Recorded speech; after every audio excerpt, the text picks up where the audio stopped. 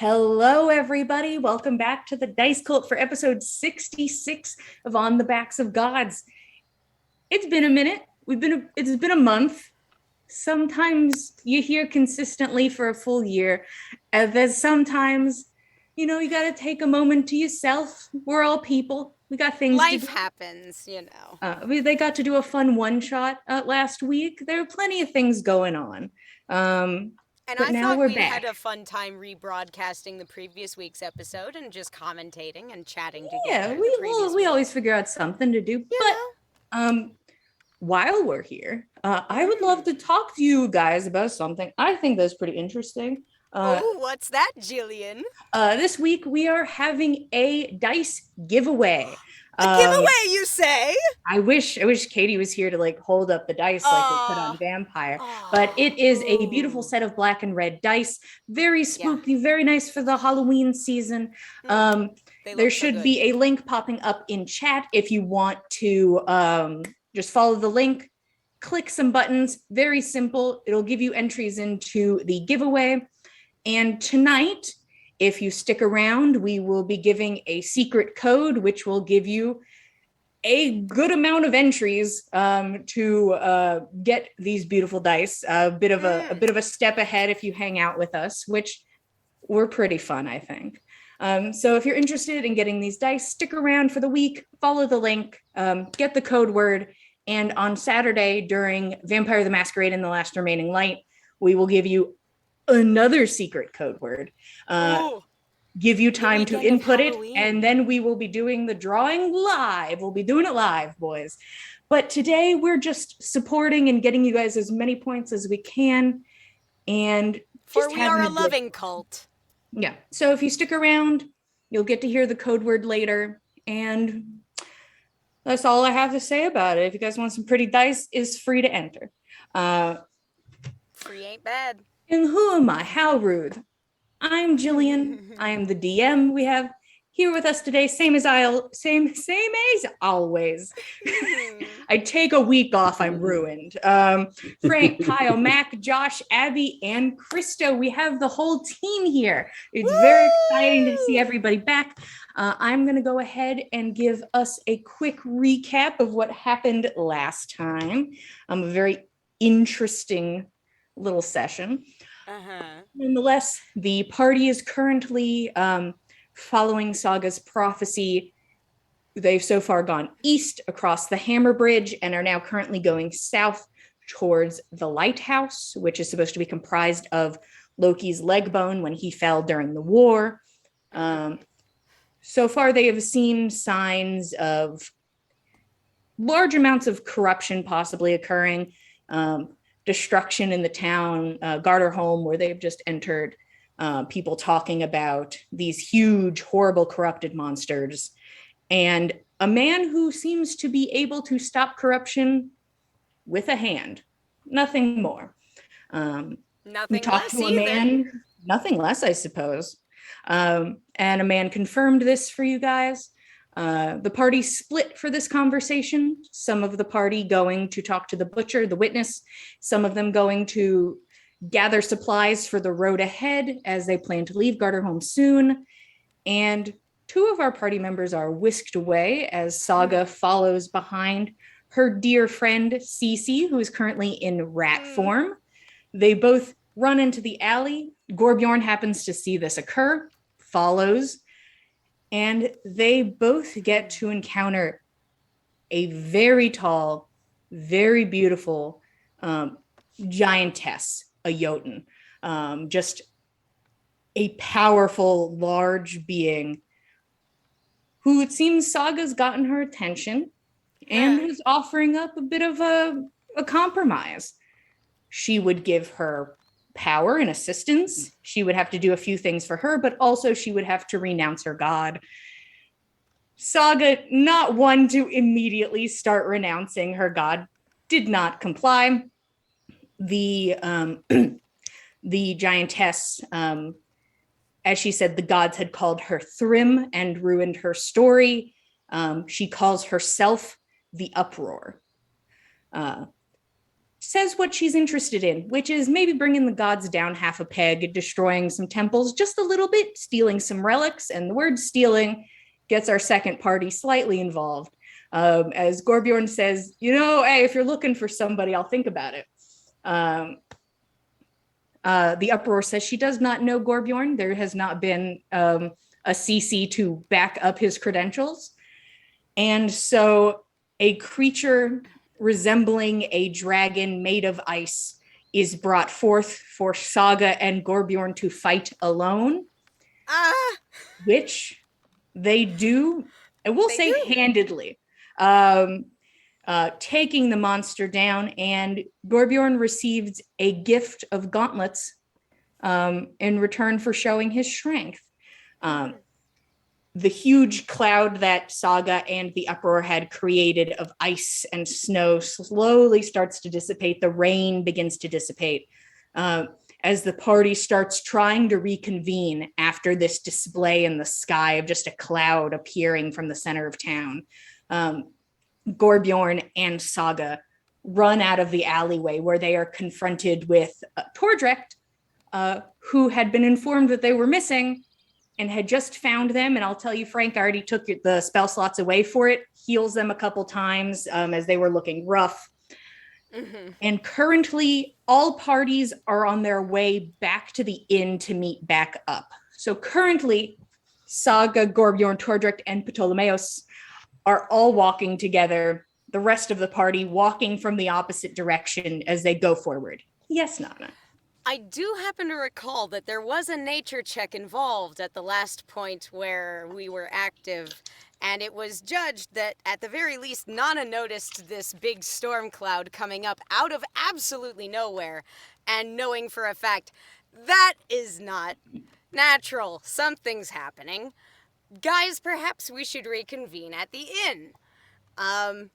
So I feel like Nana's moving with some urgency here. Maybe not running, but this is something where she wants to account for everybody in the party. I'm assuming you guys aren't dawdling. That was not my assumption. Yeah. That it's not a casual stroll back home.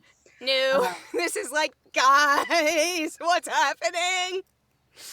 As you make your way back, the rain does begin to let up. And by the time everybody gets back to the inn, the rain is completely stopped. The cloud has completely moved on. Is there anything that Saga, Gorbjorn, and Tordrecht wanted to do before they arrive? As you all are walking back towards the inn, you guys are technically closest to the inn. You did not have to travel too far. So you have a moment if there's something you guys wanted to do as you reconvene with part of the party. Tordrecht would just ask, what exactly happened? What injured you?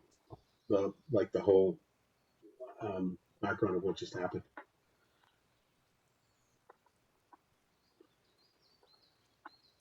Oh, you're muted. You can't hear me? No, not you, Frank. Okay. Abby. Oh, sorry. No, you're fine.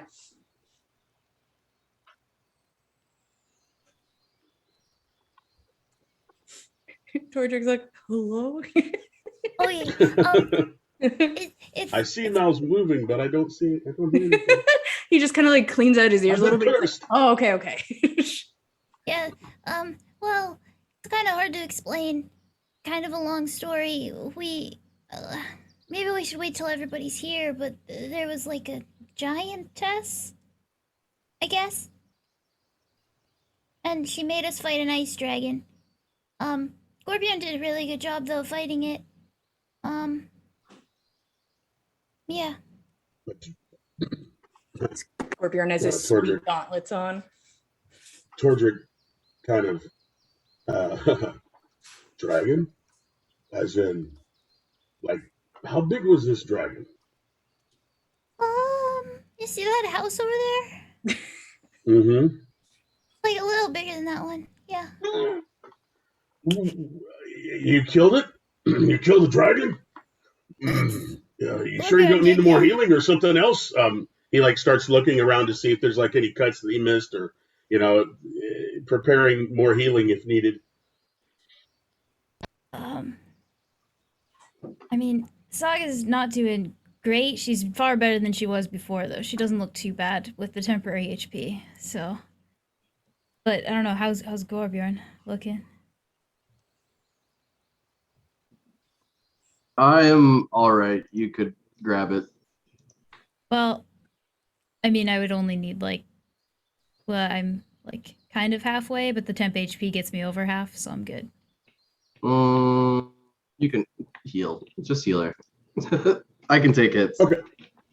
Right. Well, Torjik's just looking for more straight. I mean, hearing that the dragon was involved, he's like, I might need to be doing more. And he'll go ahead and he'll heal. Do some cure wounds. I'm just really cold. Tid back. Oh, thank you. That's nice. All right. As you all move forward, your group gets back to the inn and is able to either, would you guys prefer to set up like downstairs, or do you want to go upstairs to one of the rooms? What would you guys do when you show up? I think that because it's a lot to talk about, I think I just want to get some tea and go upstairs, if that's all right with you guys. Torjik will offer to get the tea for you and just tell you to go rest. Thank you. Okay. If somebody would like to just throw down copper for a pot of tea, the rest of the party ends up arriving after some tea is brewed. And I'm going to say that with some nice tea in hand, the party is now together upstairs in one room. I'm assuming seeing Tordrick at the bar, like, getting tea. I'm assuming you all figure out where everybody is. Tordrick's probably already got the tea. Yeah, Tordrick. I see. Okay. Yeah. Oh, so We're all in the we room. go running up We're the in the room, stairs. Yeah. Nana's, until she gets eyes on everybody in the party, Nana's a bit on edge. Once she sees everybody in the room, she takes a breath and she's fine. Saga's full, like, on the bed, blanket around, tea in hand. Sit. Okay, so we noticed the storm that came through and is now apparently gone. What was that? What happened? It looked like it came around the market area, which last we knew, you and Gorbjorn were at. Saga, are you all right? Yeah, now that Tordrick's here, he helped, heal us. What happened? What did you fight? Well, it was a little unexpected, but you remember Cece, right? Yes, the My visitor friend. we had on the cart. Yes. Yeah, well... Attacked you? No. So... Cece, Cece's friend, Cece said they had a friend, and the friend was there to meet me, and, the friend was this really tall, really pretty giantess lady, A do you know... giantess? Yeah. Really? You know the story of Thrym, maybe? Yes. I'm pretty sure. Everybody calm I'm down. sorry. You might. Probably. I feel like that's one of those old ones that gets passed around like We're gonna the find out campfire. for certain. Okie dokie We're then. gonna learn. Oh boy. Hold on to Anybody your who's butts. interested can roll history or religion. Is there any way besides- that like Saga and Gorbjorn, who have already rolled about this. may I petition, being the daughter of the chief, would it not make sense for Nana to have heard somebody talking about this myth at some point around the fire? It's like, possible. A party of her brothers. I'm not giving or... you advantage, but it's Fine then. How dare you? Oh God damn Explain it! it. I can just You were explain somebody it in, if like, you need it. giant studies, you know. Yeah, but I want to mean, know like, before you tell me. I do speak giant. No, never mind. I don't. I lied. Wow, lied. lying just I lied. one after another. Wow. Sorry. Come on. God.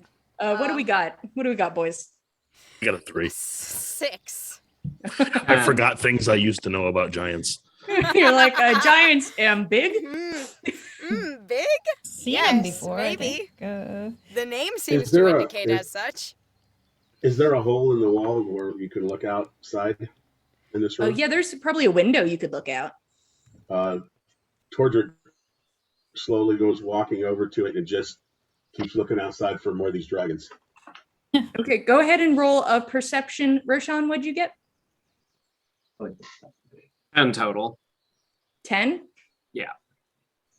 Okay, so Roshan, this is the extent you would know. People in the group probably have been like, that name sounds vaguely familiar. There's so much in the mythology.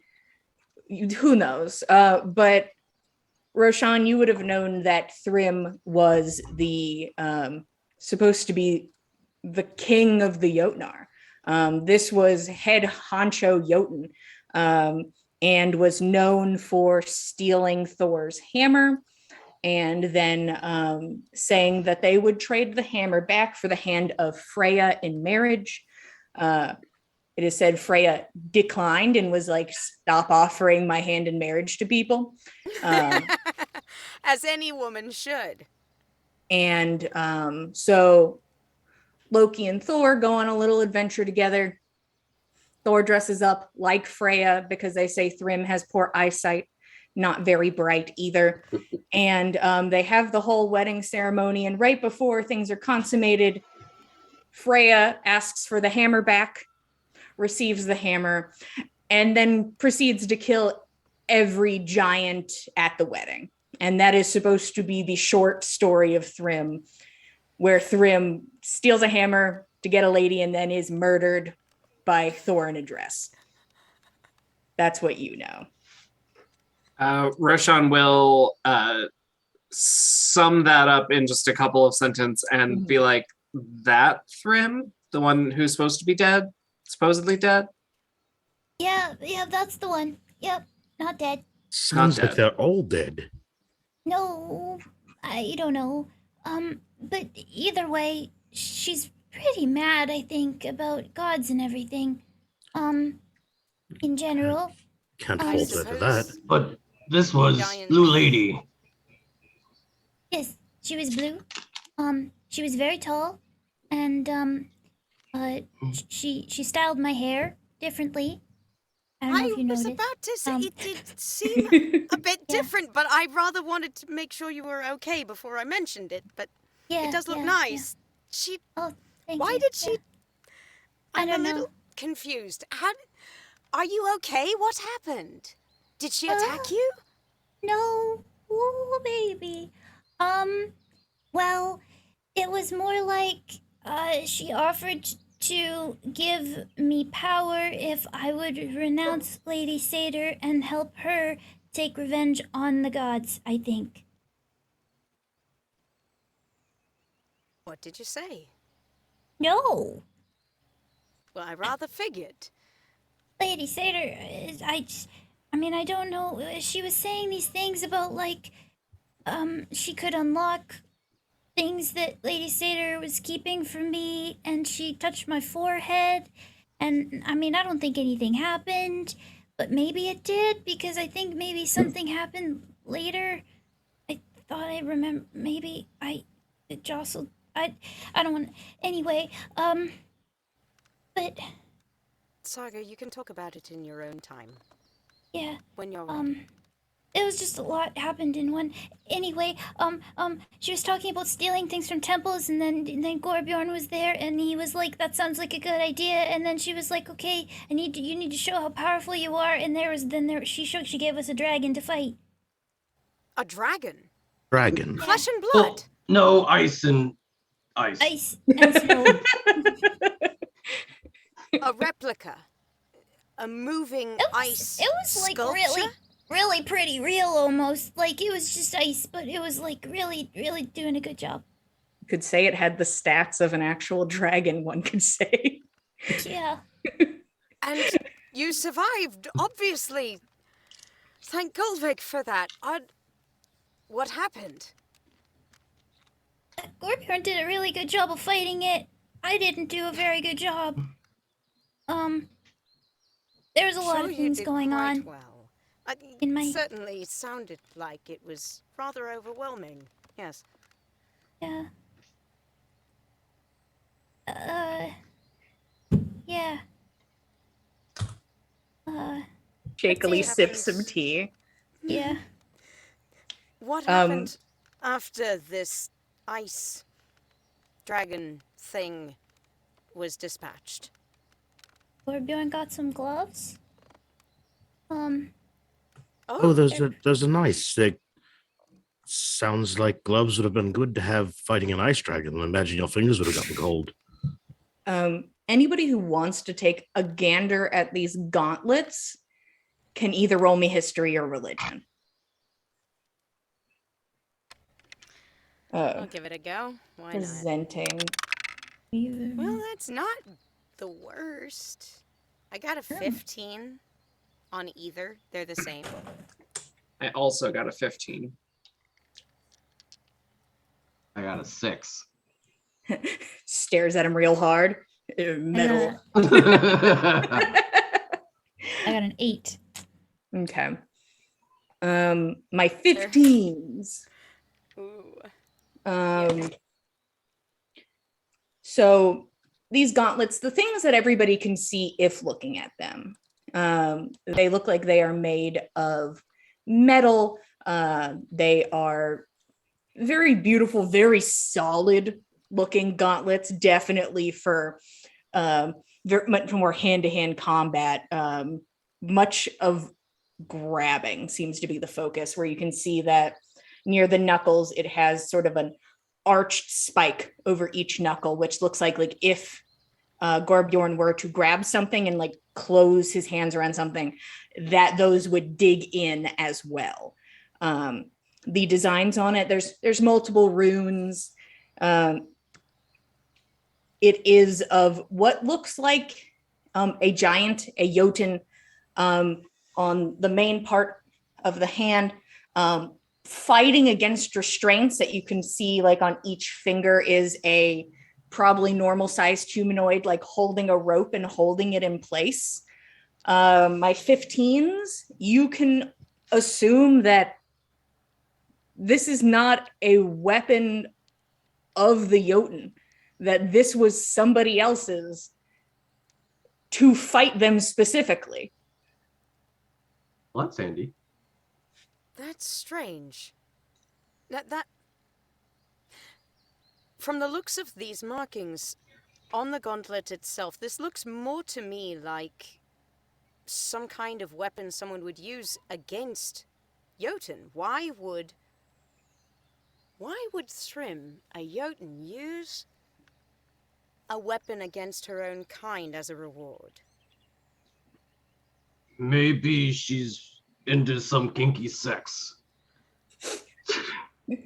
I'm going to roll to see if that's canon. We cannot discount that. I will not disclose the answer. Entirely out of hand, I guess. But I don't know that we have enough evidence to show that to be definitively to be the case. So I think that perhaps we got to test the hypothesis. First. True, she was more into Saga.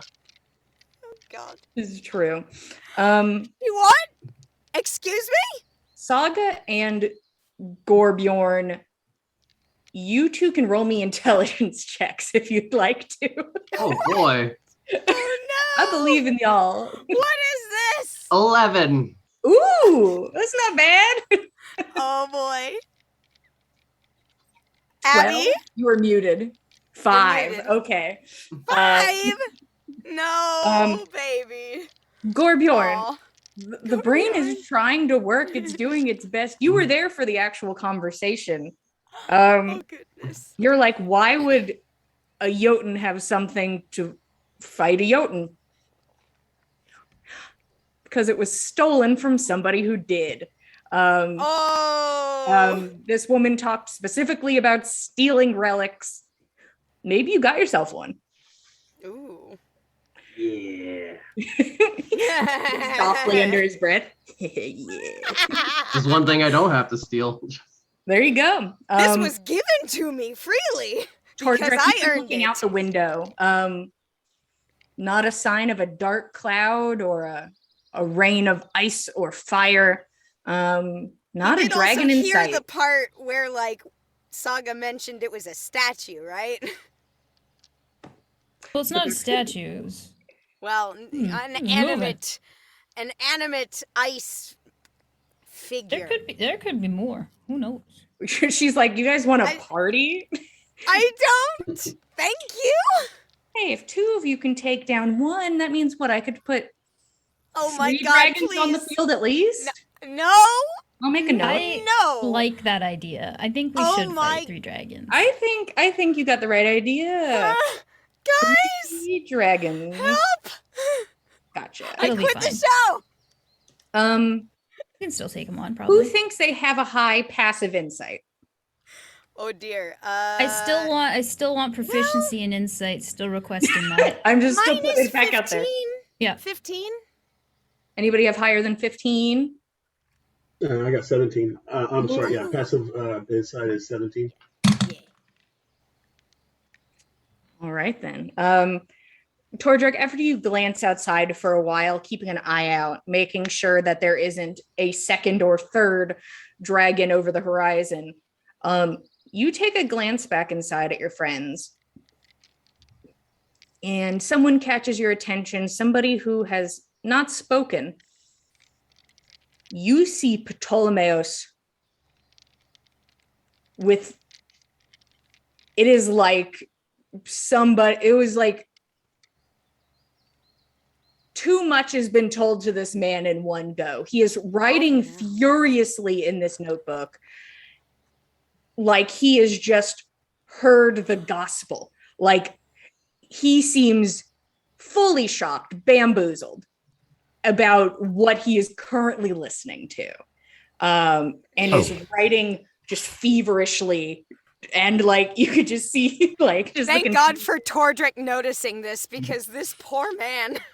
But he is currently, he seems a bit shocked. And is he completely oblivious to what's suddenly going on, except for what he's hearing for his ears, and he's just crazily writing? Yeah, he's writing. It looks like he's trying to write down his, like, as somebody says something, it looks like then he tries to fill in what that person said. It looks like this conversation's definitely a new one for him. Without saying anything, I'll make a gesture to see if I can get anyone else in the group's attention and then point over that way, so that the others can notice it as well. Roll a performance check to do this casually. My fellow adventurers.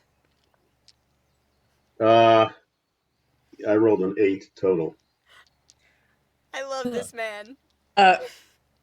Everybody certainly notices. And hey, that includes, inconspicuously. And that includes Ptolemaeus. Right. It's like doing bunny ears behind his head, and everyone can see that it's. Right. And he's like looking back. He stops writing, and you can see he's like a little frantic in the eyes as he like looks over at Tordrick and then like looks at the rest of the group. It's all right. Shit like this happens to us all the time. It's honestly a little unnerving how regular this sort of revelation has become. Are you all right, Ptolemaeus? He opens his mouth, then he closes it, and he thinks for a moment. Did we break him? Did we break him? You must have seen things like this. You sailed the sky from a far-off land to get here. People tell stories, but see their gods. Take, and he like points at the gauntlets, an item from nowhere. Oh goodness. It is a lot. When you put it like that, it is rather fantastic. It's just not. I've told you we do not have goats. No interaction with them. No. For a So long time, neither did we. If you stick with us, Tall, there's a good chance you could meet At least someone one whose other. name you recognize. Have you heard of Bragi? One of bards. I've heard about a lot of your gods. Viking told me many things. I have heard of Bragi. I've heard of a lot of. I think I've even heard the story of your giant. So we thought, many people thought that Bragi was one of the casualties of the war against the giants. And I suppose, proved that untrue when we found him dismembered underneath the ground in a temple dedicated to him in a forbidden land. Mm-hmm. There's no reply, it is only writing. The hidden land, please do not. Maybe could you add in it's only hearsay, there are no verifiable witnesses. We're still contending with some of the legalities of that particular adventure. He's chained down with one of these, and I'll take out the shackle I have. Oh my god. When did you take that, Gorbjorn? I was given it! If I free a man from captivity, I get his shackles. It's the law. No, Roshan traded it for the spyglass. Roshan took it. Oh, that's fantastic. Ptolemy scoots over and starts writing out the runes on a page in the notebook. Yeah, we've got an awful lot of interesting stories, I've got to say. Some of them more enjoyable than others, but you know. I feel I have told you many things about myself, what I am doing. What are you doing? We're trying to do good. Trying to follow a prophecy and do right by the memory of my brother. It's very obvious. No need to roll insight on this. But Ptolemaeus is not content with that answer. After you just told him a story about seeing a big giant lady and a dragon. Yeah, no, that's true.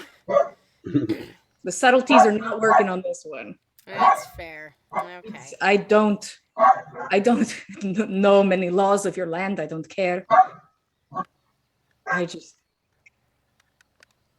What are you doing? Do you want since we last left town, or would you like from the beginning? I don't know. Whichever one gives me an answer. We don't know either. Honestly, there's a lot that we don't understand and that we are trying to as we go. It is true that much of what we are doing is rooted in a prophecy that we are working to understand as we unravel it. Oh, do you want a prophecy? Saga, let him have a prophecy.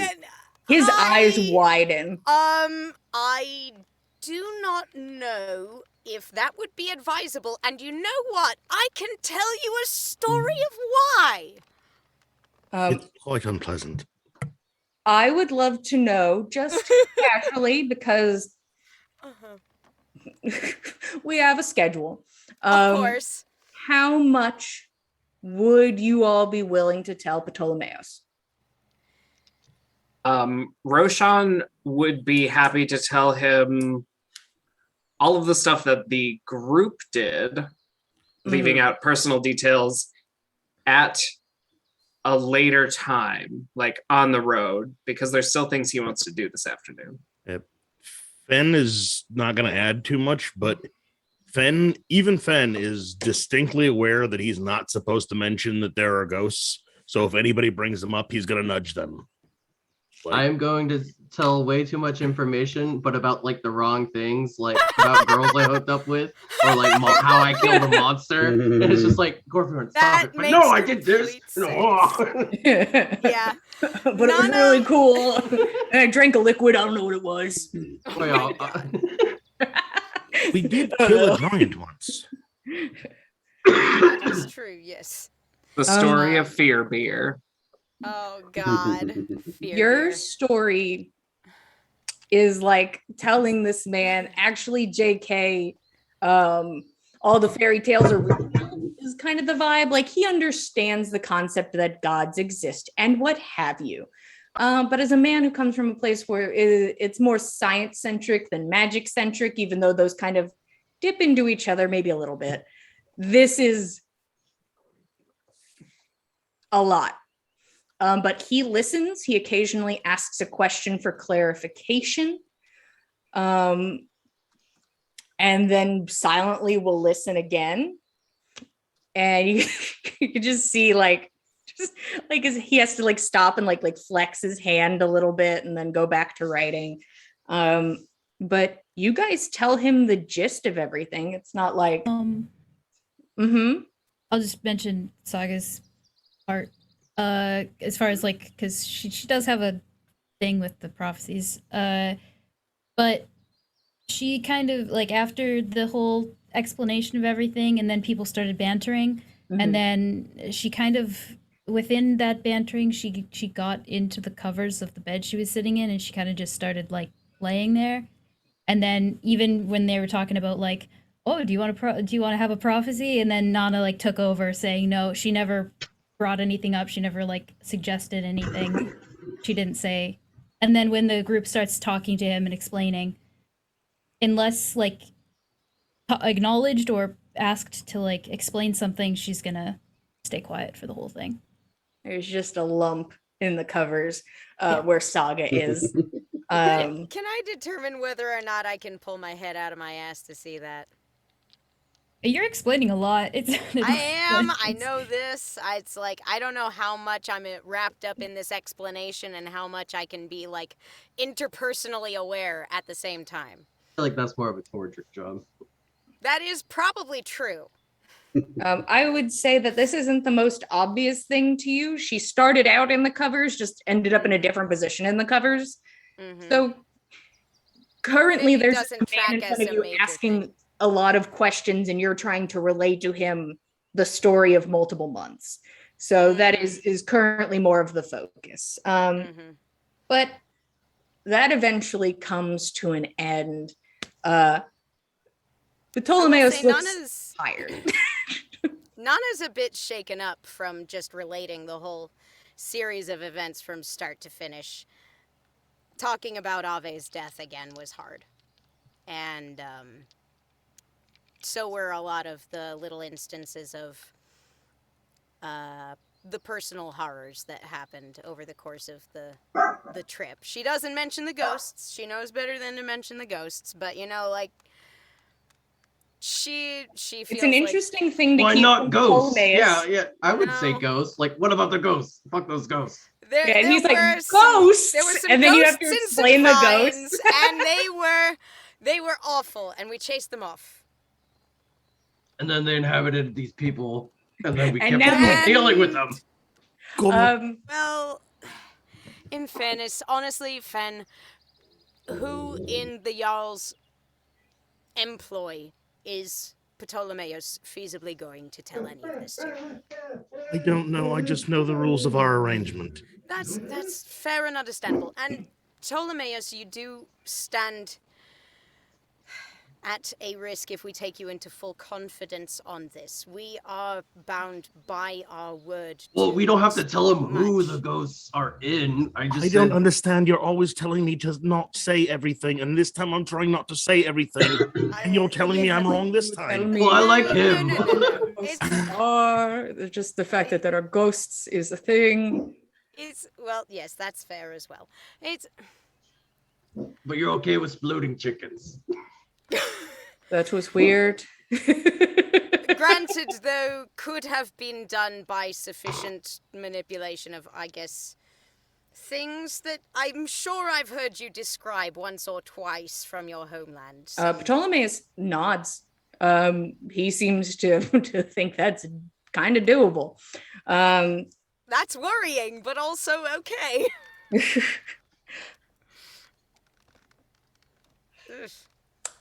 He grabs himself, he pours himself a cup of tea from the pot and is like, I think that's fair. and he sort of just motions over and he just kind of walks off at the end of the story like,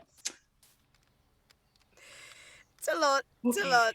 Let us know if you need any clarification. You digest that for a while. Okay. We have gotten a short rest during all this. Yes, this would have been time for you guys to get a short rest. That's good. And just so you know, you can see the sun shining in from the outside. It is still morning. It's later morning, but it's still morning.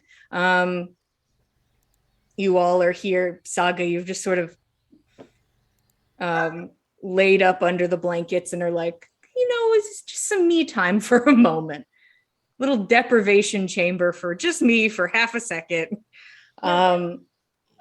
Is there anything you guys would like to do today, whether that is something in town or if it is time to push forward? I do not know. I do think we need to pool our resources pertaining to, at the very least, what we heard from our friend the butcher, and also catch folks up on this young lady that we're supposed to be looking out for, his daughter. Somebody help me with the name, please. I'm trying to get to the notes.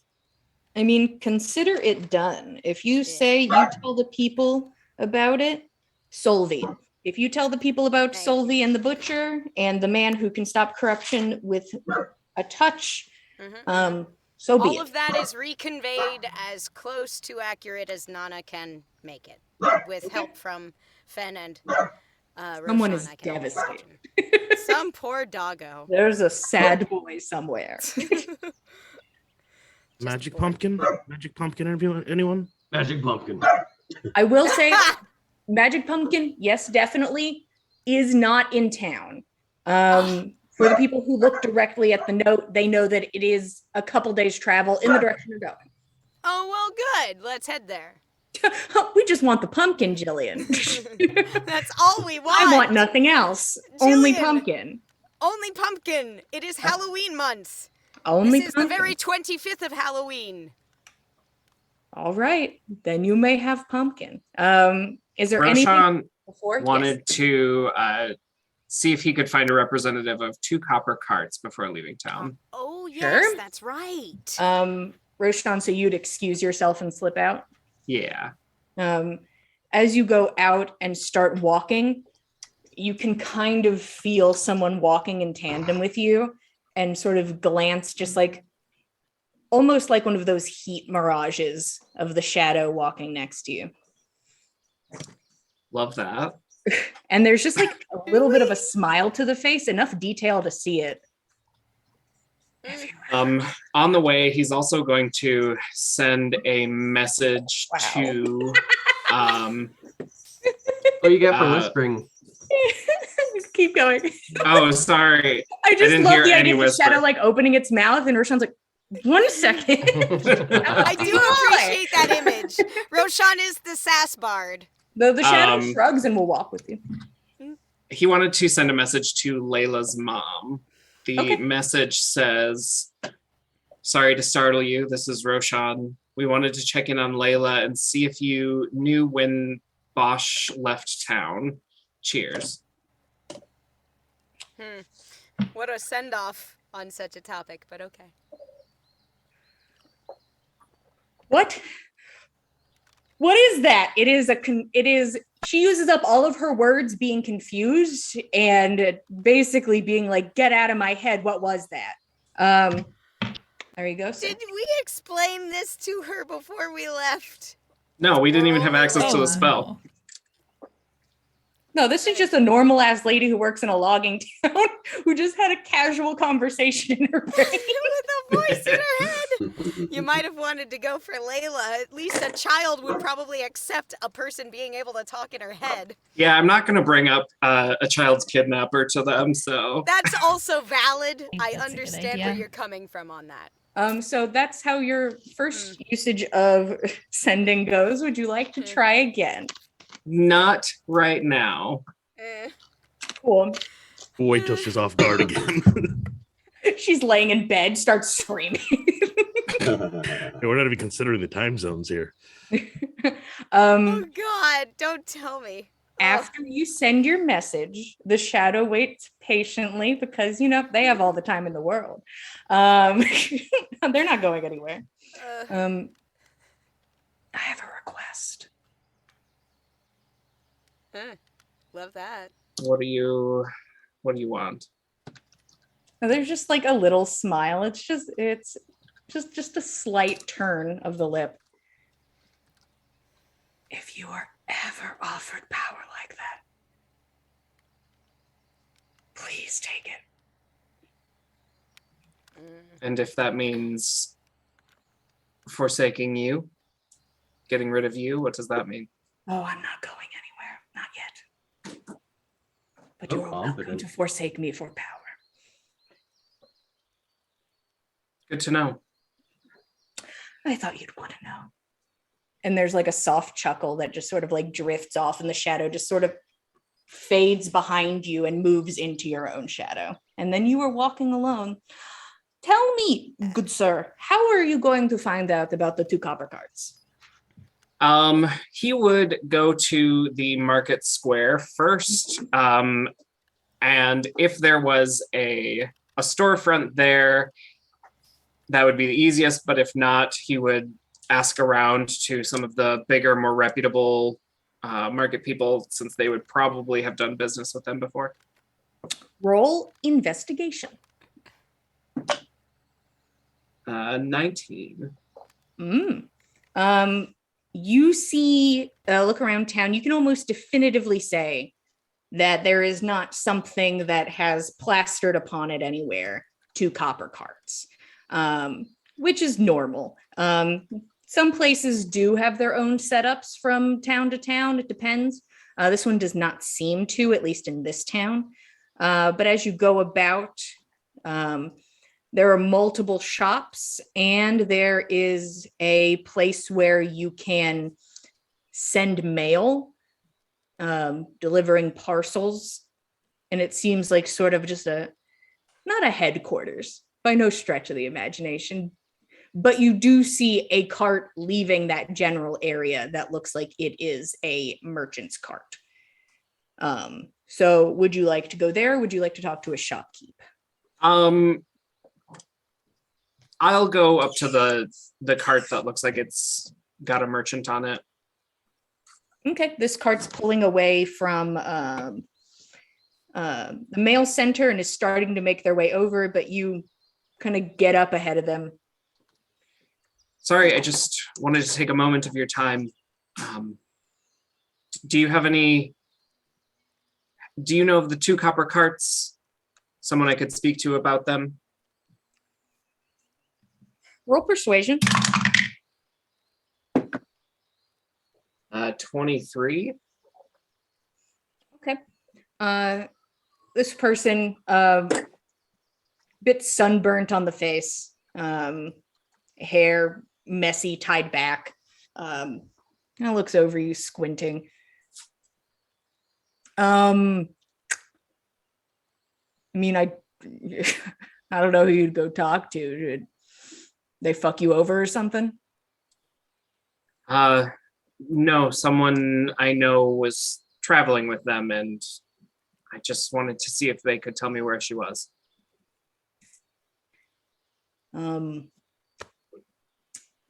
I wish I could be more help. Probably if you want to know more about 2 copper carts, you might want to ask, this person like looks around at the area. Maybe somewhere less reputable. Oh. You wouldn't happen to know where I might find one of those, and I'll pull out a gold piece. They extend their hand for the gold piece. He will give it to them, expecting Yeah. that they don't just like whip their horse and ride away. Takes the gold, looks at it, puts it in their pocket. I don't know exactly where to point you, but there used to be a lot more of them. I got busted for some shady shit. There's a lot less of them, and they don't exactly wear their banner as proudly, you know? So, as a reputable merchant, I sadly cannot point you in the direction of 2 copper carts. Could you point me in the direction of a less reputable merchant?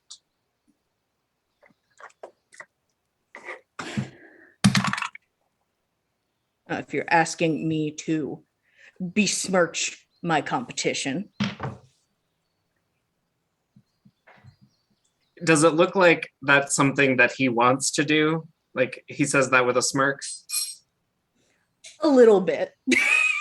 A little bit. Then Roshan will say, by all means. Tell me the hot goss.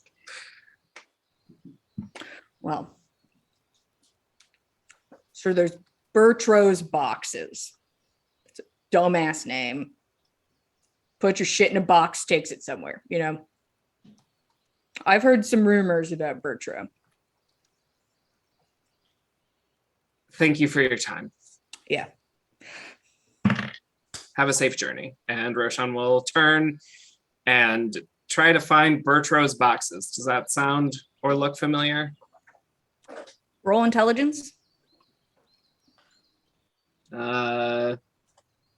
Just flat intelligence is a 12. Okay. Does not sound familiar to you. And I will continue to use your nice investigation check from earlier. Nothing. There is nothing Bertro-centric here. I guess Roshan will just try walking around a shadier section of town, not the main market square, and ask around and see if anybody can point me there. So you are going to look for a shady looking person to ask about Bertro's Boxes. Yes. Roll insight. 16. Okay. You find a reasonably kind of shady looking person standing in an alley being shady. You're welcome to approach and ask about it. I will approach this shady looking person and pull out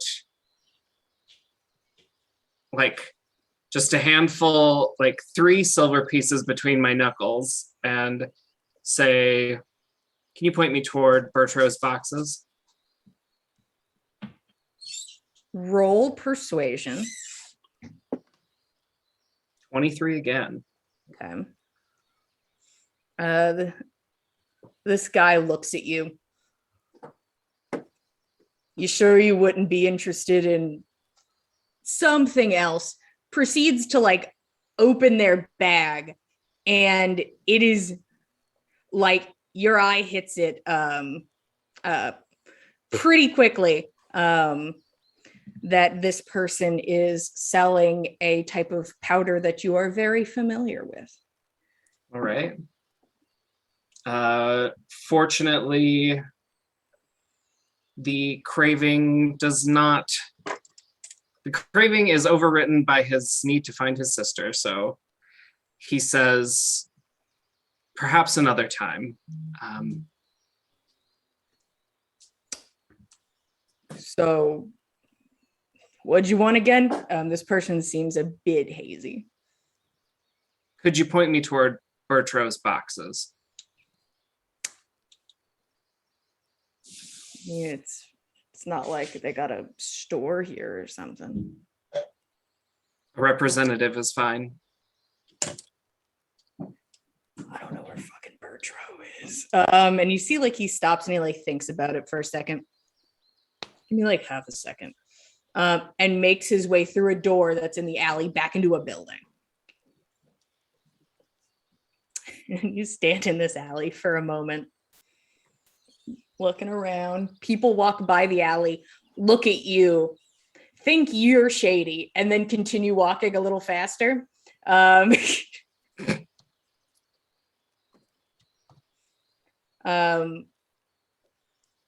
new person comes out, young woman in her 20s, comes over, leans against the wall. They were flashing 3 silver. Can you point me toward Bertro's boxes?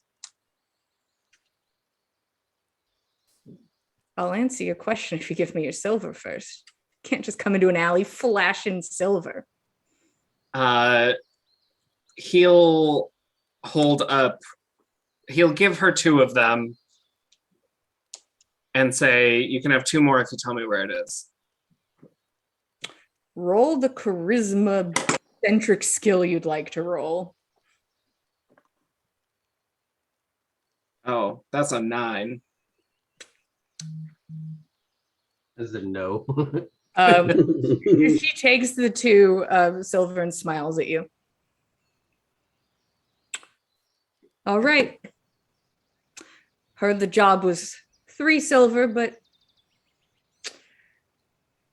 oh well, you paid for my time. She turns. He'll snap and summon a mage hand. It's a shadowy appendage, and the jingle of 2 silver coins goes into it, and we'll place it in front of her, and she can see the coins through it, but the hand is still holding on to them.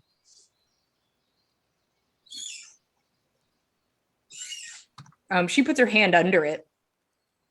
About one of those falls out. And at the end of this, we get the other one. He'll let 1 fall out. All right. She looks at the 3 silver. So why are you looking for Bertro?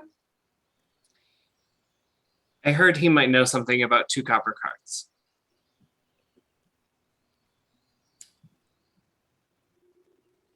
Well, I'd hate to take business away from 2 copper cards. They need it.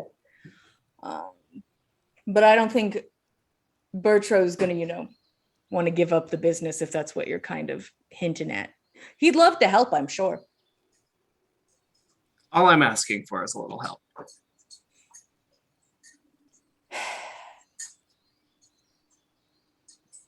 I don't do a lot of business with the trading aspect of things. Not exactly what I do, but I do know some stuff. They do some work along this road.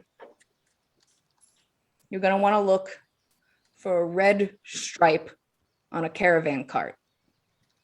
That'll be one of Bertro's.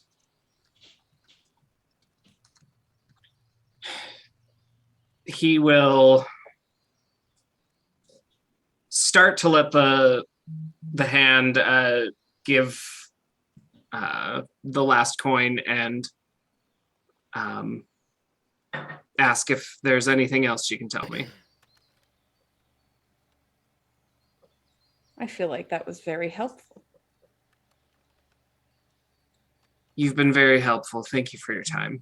And he'll let the last coin drop and turn around and walk away. Might want to be careful. Not all the alleys are as nice as this one. And she's going to go back inside.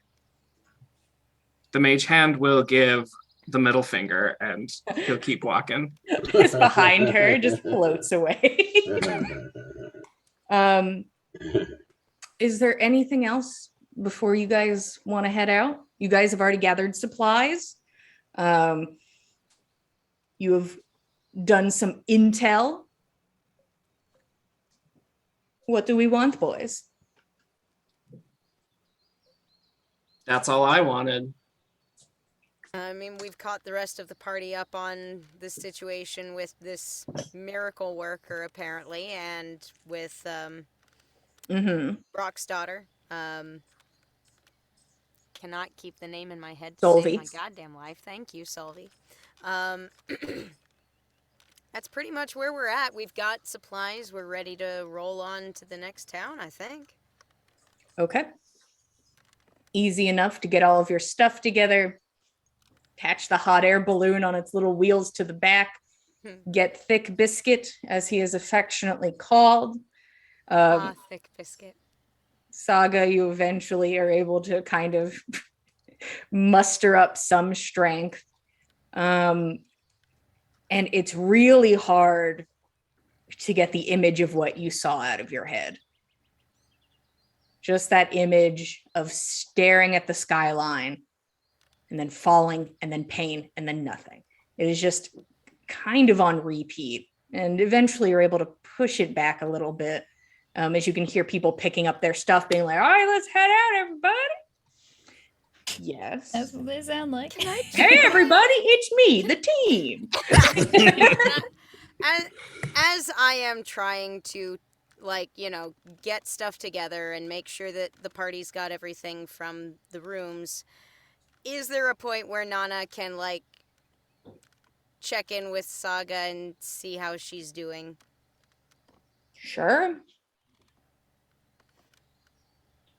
Saga, are you doing all right? Are you ready to go?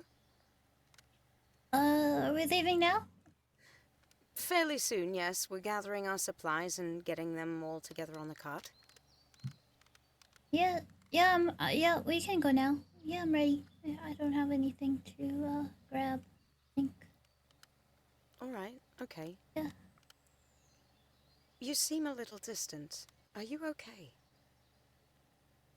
I think I just have a lot to think about, I think. Was it about what Srim had asked you to do, to renounce Lady Seda? No. No, mostly just, the experience of it all, I think. Yeah.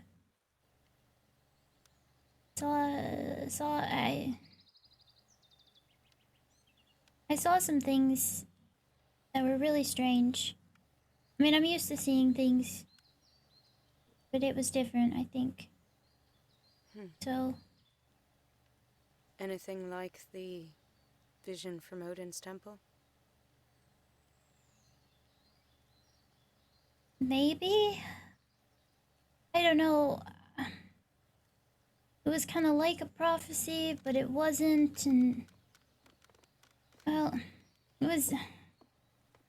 Maybe it was one of those things that Grim said that that Lady Seda was holding back, or maybe it was a prophecy that's gonna happen that Lady Seda was giving me, or maybe Lady Seda gave it to me, because usually when things happen just like randomly in battles, it's Lady Seda, but... You know how, sometimes I just get sent to a different place? It's a little worrying, if I'm honest, but I'm glad you haven't strayed for very long. Yeah, well, it was kind of like that, except it was... I don't know if I actually left or not. I'd have to ask Gorbjorn. But it felt like I left. But I was somewhere else. And it wasn't so cold. And there was grass and... felt different. Felt,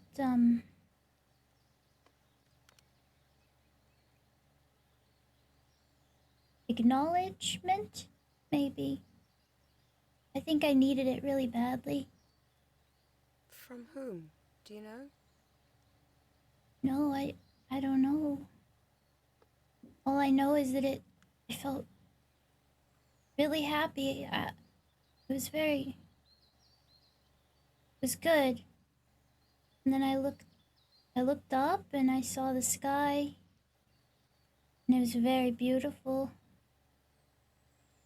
And I stepped into the sky. And I flew. And then there was just a lot of pain. And then there wasn't anything. Oh, Saga. Nana will kind of reach out and gently kind of try to offer a hug, see if she wants one. She'll kind of just lean into it. Oh. Nana will kind of like just hold her there soft, but firm. I can't say that I've felt exactly as you felt, but I've had dreams of late that were uncannily like some of those things you saw, and I'm sorry you've had to feel that. I Thank you. certainly I hope mean- that we shouldn't see anything like that happen anytime soon. Yeah, I guess not. I just don't know what it means. Always, the prophecies always have a strange meaning, and so I don't know how to interpret. I never know how to interpret them, but this one's weird, and it felt weird. It didn't feel the same.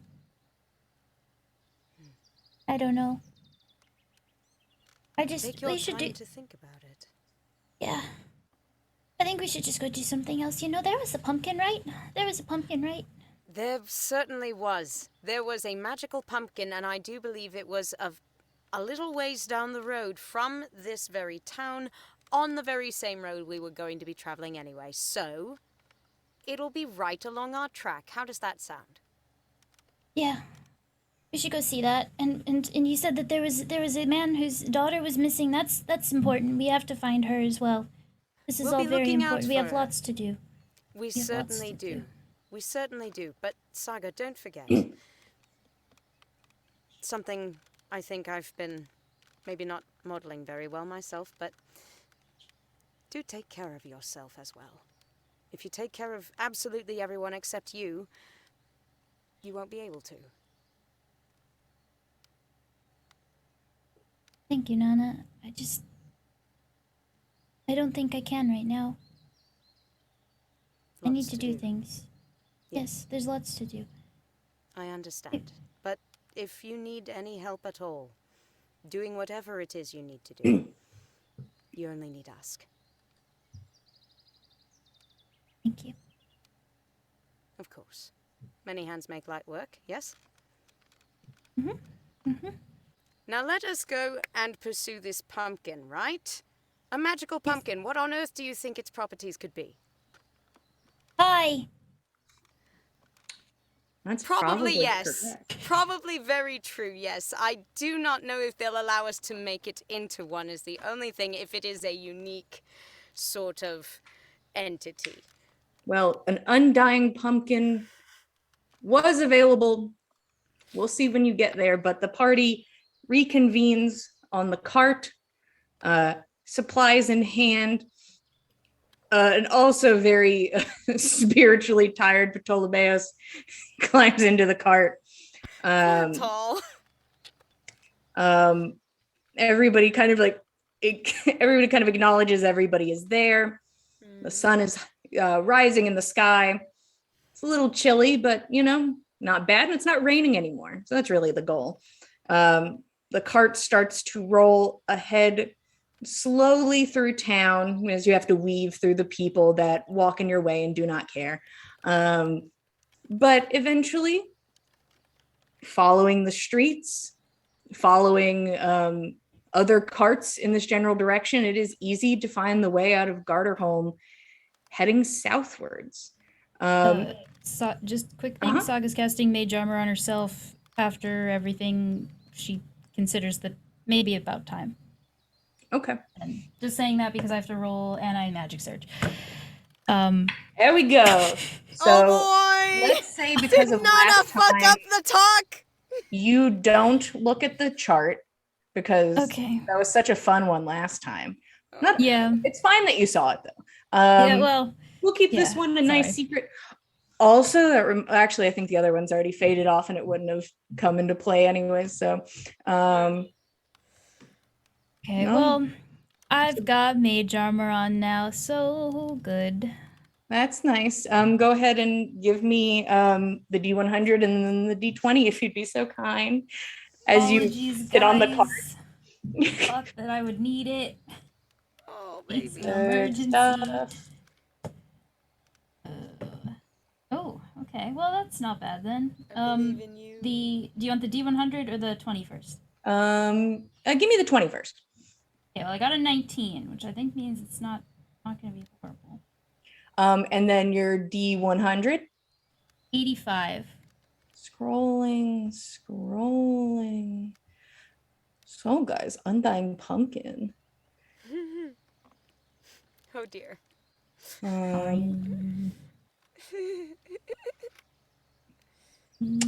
Okay. If you had to pick one of your friends to make something about, if you had to pick a friend to make feel good right now. Oh, well, I mean, I think if we want to go with how the story was going, it probably would have happened like pretty close to after the conversation with Nana. Not being a bad thing, but mostly like that whole conversation happened. Nana told me to take care of myself, and then I'm like, right, okay, mage armor. And then I'm thinking about happy thoughts because Nana just told me to take care of myself, so it would be her. Hey, Nana, for the next hour, you have like a +1 to AC, an extra attack. So enjoy that hour, I suppose.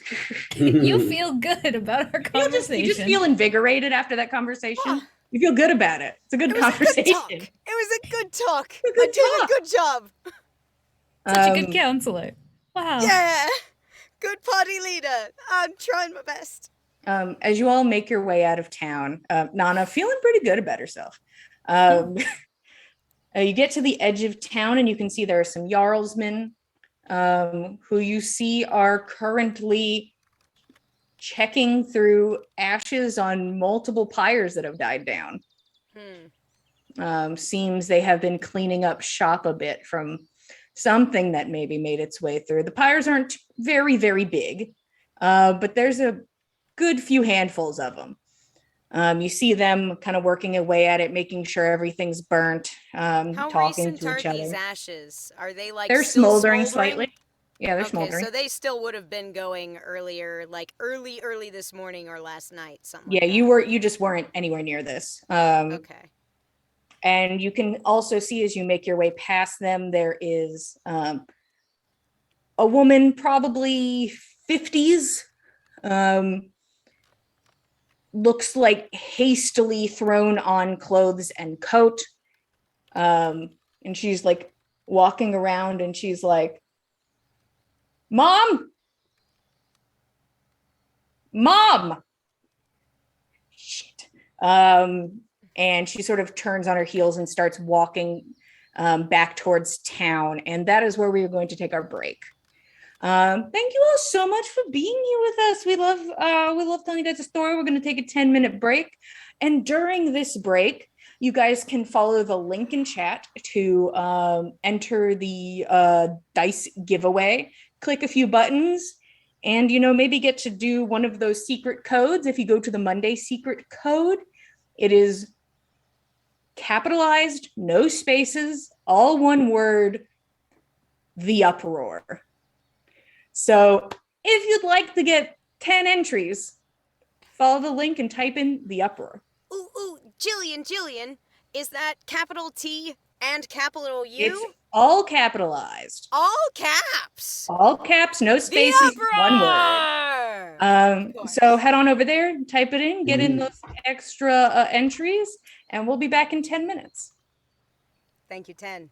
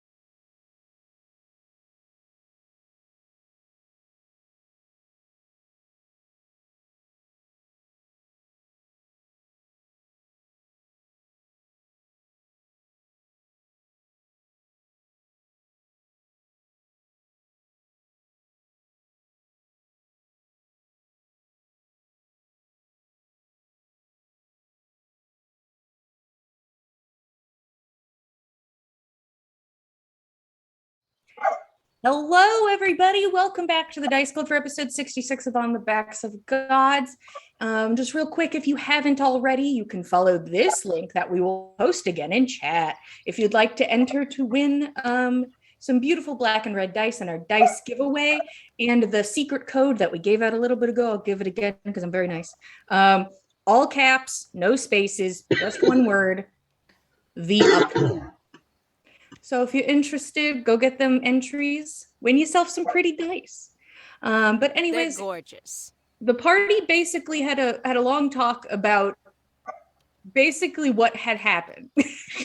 They explained the encounter with the Uproar herself, and they explained their journey so far to Ptolemaeus and have started their journey onwards to continue that story. With the thought in mind of, yeah, we have like a prophecy and whatever, but somebody says there's a pumpkin somewhere and we're going to find it. So the pumpkin's on the brain. As you leave, you see that there are kind of smoldering little pyres that the Jarlsmen have been burning something in. You can take a pretty good guess that they have been dealing with corruption of some sort. And also a woman in her 50s yelling for her mother. She stands outside, a mixture of anger and worry.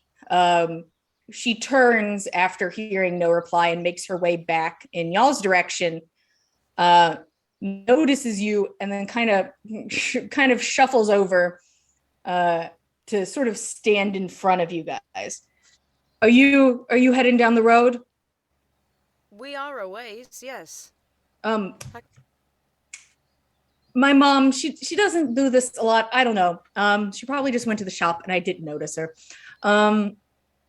If you see an older woman walking around out there, long white hair, I don't know what she's wearing. The last thing I saw her in were her bedclothes. If you see her out there, if you could pick her up and bring her back, she hesitates. I could give you a gold for it for your time. Would you like to just come along with us? Is there anyone at home that if she returns can greet her? Oh, no, it's just me and Mom. Of course. And of course, if she returns home, then you must needs be there. And also, if we start going and we don't find her, and then we have to come back, and then if she came and then I missed her. But if you see her, I just went to her normal haunts. I didn't see her, but we could have just walked past each other, but just keep an eye out. And What's your names? Her name? Your name? Her name is Merith. She'll also reply to M. She's not too fancy about it. And I'm Saren. Saren, it's nice to meet you. I'm sorry it's under these circumstances. Yeah. She seems antsy and like kind of looks back towards town. Well, I'm gonna go back to looking. Thank you for your help. If you don't come back by, I'll just assume maybe she's at the neighbor's house. And she kind of turns and gives you guys like a wave and like doesn't move too quickly, but moves at like a very fast walk back towards town. Mm-hmm. And Is there like a vibe we're picking up from her other than a concerned woman? You're welcome to roll insight if you are interested. And yes, Saga? can I similar insight, but I wanted to see, I don't know if this is insight, maybe perception. I want to like check for distinguishing features so that if we see her mother, I see like the same facial features so I can tell. Okay. Yeah, we'll say that's either insight or investigation, however you're vibing with that. And what did you get on insight, Roshan? 13.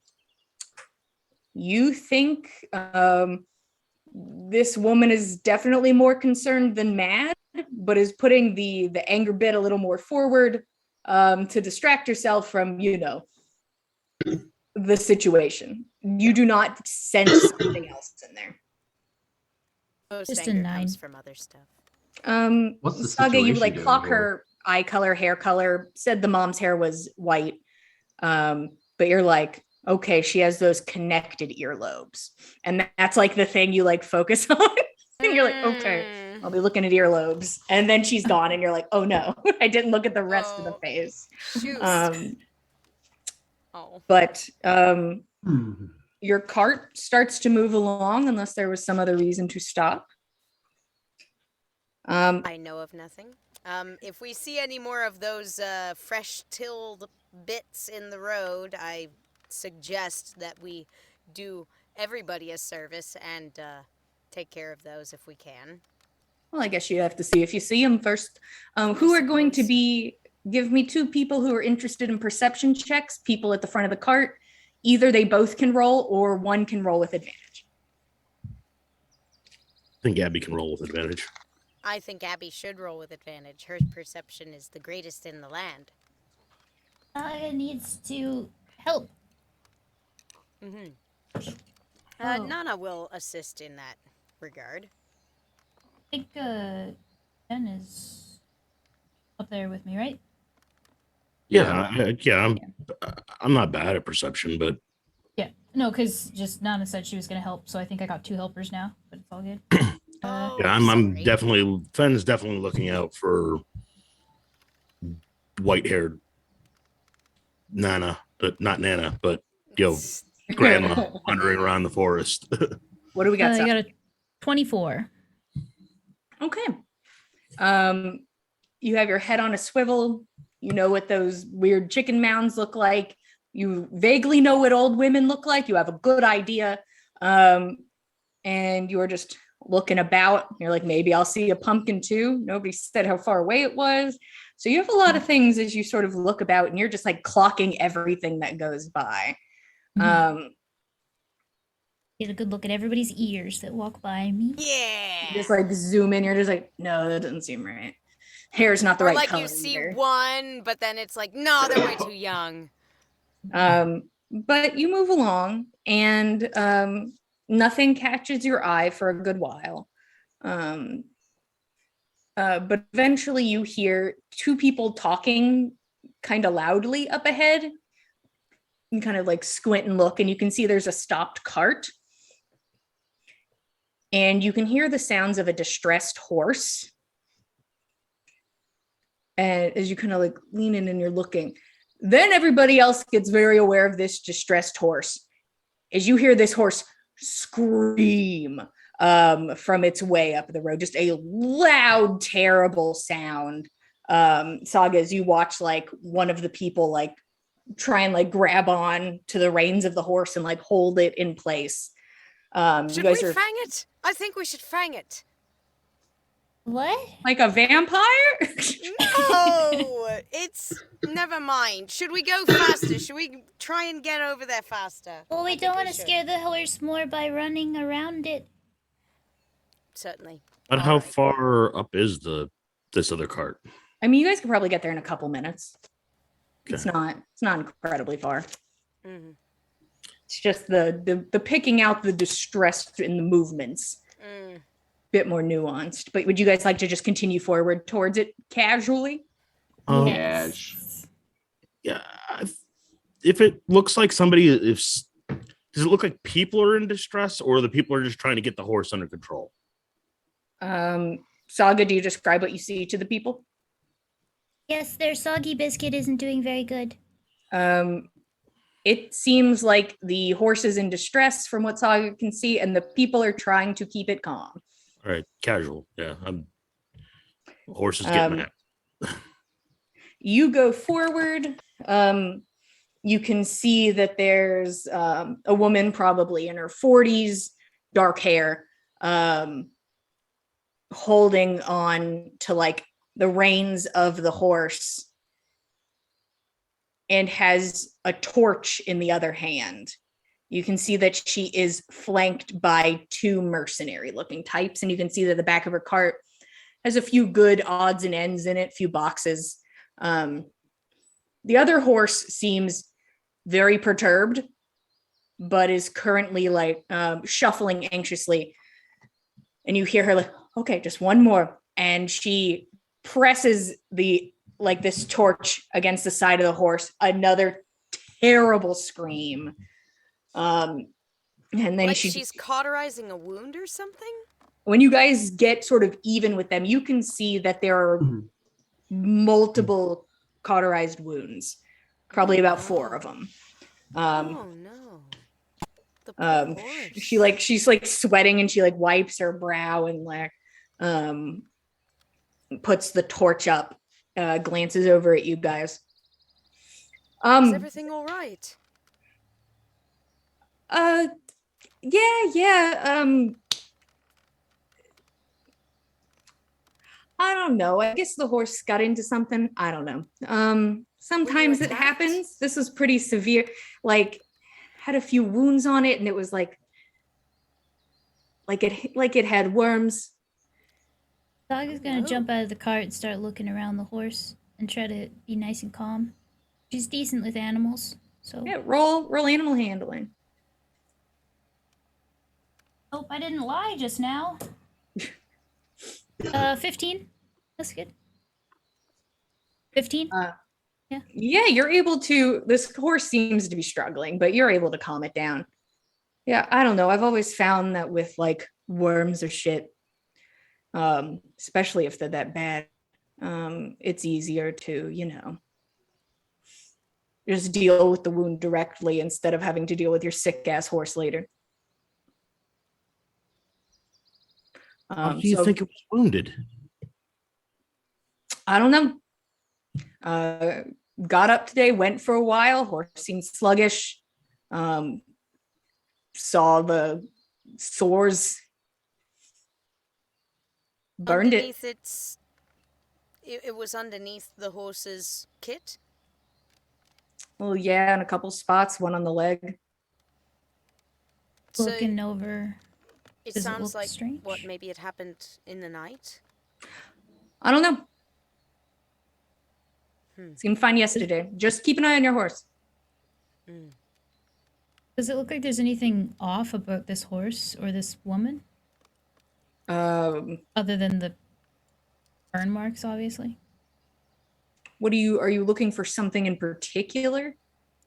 Well, it just seems weird for that spontaneous thing, and we've been dealing with a lot of corruption, but then don't want...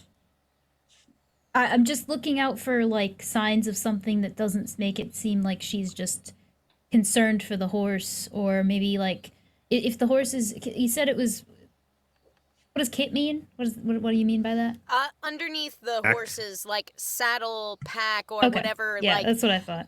Harness was connecting it to her cart or whatever she had. Yeah, and if I'm, like, close to the horse, maybe, like, and if it has that on, looking at it to see if there's, like, something on it. Or, I don't know. You can either pick examining the horse or examining this woman. I'm already touching the horse, so I might as well... I'm talking with the woman. Yeah, you're talking with the woman, so I'll look at the horse. But I'm not very good with the insight. Oh, I was like, were you dealt actively with looking by for other something people. deeper with the woman, though? You talking to me or? I was talking to Nana that if she would make this role, if this was something that, like, she would have considered. I mean, considering she's getting this, like, point blank from the person who presumably stood to lose the most from this happening, it seems like the story checks out, but she's, like, seen enough by this point to know to at least kind of, like, trust her intuition if something seems off. Okay. Insight from Nana, medicine from Saga. Okay, and I'm gonna, when I'm, like, checking over the horse, just so people don't start being like, "Meow," I'm going to, like, if anyone talks to me, I'm gonna explain that I am a cleric, and I'm actually gonna cure wounds on the horse as well. Okay. Nice. Everybody seems distracted, so I'm gonna stealth and see what's in this cart. You gonna steal something? Maybe. Of course. Go ahead and roll stealth. Oh man. That one. Wow. I literally just jump on the buddy. cart. You got too used to running around Golunder, man. You see these 2 mercenaries move their own horses they are currently riding sort of to the side you have moved yourself to. They're like, one of them's like, I think you're on the wrong cart. And he has like a hand on his sword. Oops. I'll get off and I'll like look up at him because he's on a horse. Uh-huh. And then I'm just gonna stare at him. Just do nothing but stare. Okay. Gorbjorn's brain is like loading a comeback. This man stays on this Dial horse up noise. stares at inside you Gorbjorn's as you brain. just rebooted his mind too, and you both staring at each other. And the other guy like sighs and like moves over and watches the rest of the group. And then I'm gonna walk over to the group and care about the source. And he's just like, I don't know what happened, but all right. Saga, you cure the horse. He seems to be doing a little better. He went through some trauma. He's a little worked up, but the injuries start to heal a good bit. Yeah, you got 7 healing, which is pretty good for a horse, I bet. Like that's like a whole horse. whole What did you get, horse. Nana? I got a 17 on my insight roll. My medicine wasn't good. What you got from this woman is that she picked an option that would keep her horse going longer in her mind. The goal is, my horse seems sick. It seems to be this. I'm going to go for this option instead of waiting it out to see if just, the horse figures it out on its own or we get to town. She made an active choice to do this instead. Okay. Makes sense. All right. Tactical decision, basically. Bad enough that she couldn't let it ride till town, but not so bad that she thought the horse just needed to sit and rest. So, Is she heading back the direction that we came from, or is she? Yes, he is heading the opposite way. Okay. Towards us. She's heading towards Garterholm. Yeah. Where we came from. Okay. Yes. Have you happened to notice along your travels an older woman, long white hair? Might have responded to... What was the name? Help me. I don't think they would have known her name. Well, perhaps she might have mentioned it if she... Well, it doesn't really matter. I haven't seen anybody. Okay. She's actively not looking at you guys anymore and is currently like getting her shit back up onto the cart. These guys charge by the fucking hour, so just watch your horse. Just one more question. Where did you stay last night? We would like to avoid it if there's something that's going to harm our horse. I just wouldn't go too far off the road. I don't know. It just looked like normal as fucking plain to me. All right. Thank you. I hope your horse recovers. Cart's already moving. Good, thanks. Be safe. I did a medicine check. What was your medicine check? I got an 11. There isn't too much to look into because what you're looking at is, a cauterized wound.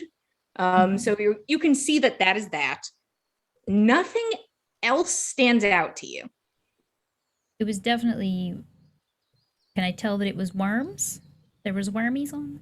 You kind of just have to take this woman's word for it. Yeah. Okay. I think, considering Saga, she probably tries her best and then is like, this is gross. I'll just give the horse a hug and heal it instead, and gets back in the cart. Yeah. These guys pull away. The mercenaries sort of stay back a bit and kind of watch you guys like start to get moving again. Yeah. And then make their way back up, riding in tandem on either side of the merchant's cart. You all start trucking ahead. It's honestly a pretty quiet day. Like the most exciting part kind of seemed behind you. You met a whole giant. The sun is out, a little cloudy, but it's not like it's gonna rain. It's quiet. You can hear an occasional bird. Occasional cart comes past you. If you ever ask them like, hey, did you hear about this woman? If you ask anybody else, these carts say they haven't seen anybody. The day passes uneventfully as you all watch the sun rise in the sky and then begin to set. Would you guys like to start looking for somewhere to camp?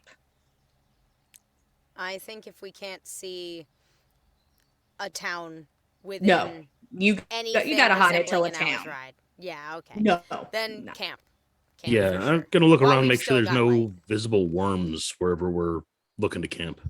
Roll investigation to look for worm. Look for worm. Worm check. Worm back. Not rolling very well today. Investigation. I got an 8. I will assist in this matter. Well, are you assisting or are you doing it as well? I want to look for worms. Okay, everybody is welcome to look for worms. What is this? Investigation, you It said? is investigation for all of you to like stop at the spot you're interested in and stare at the ground and walk around if people are interested. Mine is +2. Who's got the investigations? I don't even care who does it. All right then. I don't I got a- care how many. I got a Everybody plus- can stare at the ground and look for worm. Live your best life. Nana, you have our highest intelligence, I think. Go for it. I rolled. I got a 2. I'm looking for rocks though. With I got a a 2. 13. I could Yes. probably find those rocks because I'm. I got a 15. He's no, I was looking for them. Gorbjorn was walking in front of me picking them up, and I was like, "There's no rocks." Today, and then Gorbjorn's like, I'm getting so many rocks for Saga. Yeah, you guys take a look around. Nana, you sort of inspect the area where you're like, we're gonna set up camp here. You find a spot with a few trees, and you're like, if we go in the middle of this, not a bad spot. It's a very sparse spattering of trees in this area. There's like kind of 4 kind of oddly clumped in this area, and you could just set up in the middle and be partially obscured. That's all right. A little you walk natural the cover area? doesn't hurt. No worms. Good. That's This good. seems like a wormless patch of ground. That's good. Worms and, like, I would assume generally no more obvious signs of wildlife, footprints, manure, what have you. Nothing past what you holes. were aggressively looking for, which was worm. Nothing else stands out to you. And no Neat. worm. All right, cool. Well, Um, this seems as good a place as any. how are you guys doing camp? Anything in particular? I wonder if we should bubble. Yeah. Roshan's not going to not sleep in a bubble out I in the only wild. sleep in a bubble, first off. Excuse me? If I'm not in a bed, I'm in a bubble. One or the other. That is a hard and Going to fast be. D&D rule to follow by. Does Thick Biscuit fit in the bubble? No. No. Thick Biscuit, you can't sleep with us. Yeah, Thick Biscuit cannot fit in the bubble. She didn't wear pink on Wednesdays. That's really a shame. Yeah, you were able to set up your bubble closer to the time that you know that you're going to sleep, so it'll be there for the whole 8-hour party. You guys want to set up a fire for warmth, get out your bags, maybe eat some dinner. You have these like nice pieces of meat. You guys can make something nice. It is pretty casual night here in the spattering of trees and in the bubble. What does the bubble look like, Roshan? The bubble kind of looks like a camouflage. I don't think it's snowy now, but when it was snowy, it was kind of white, but now it's probably the color of dying grass. Yeah. So you have sort of as best camouflaged as you can make it bubble, which you pop up. Everybody can get inside.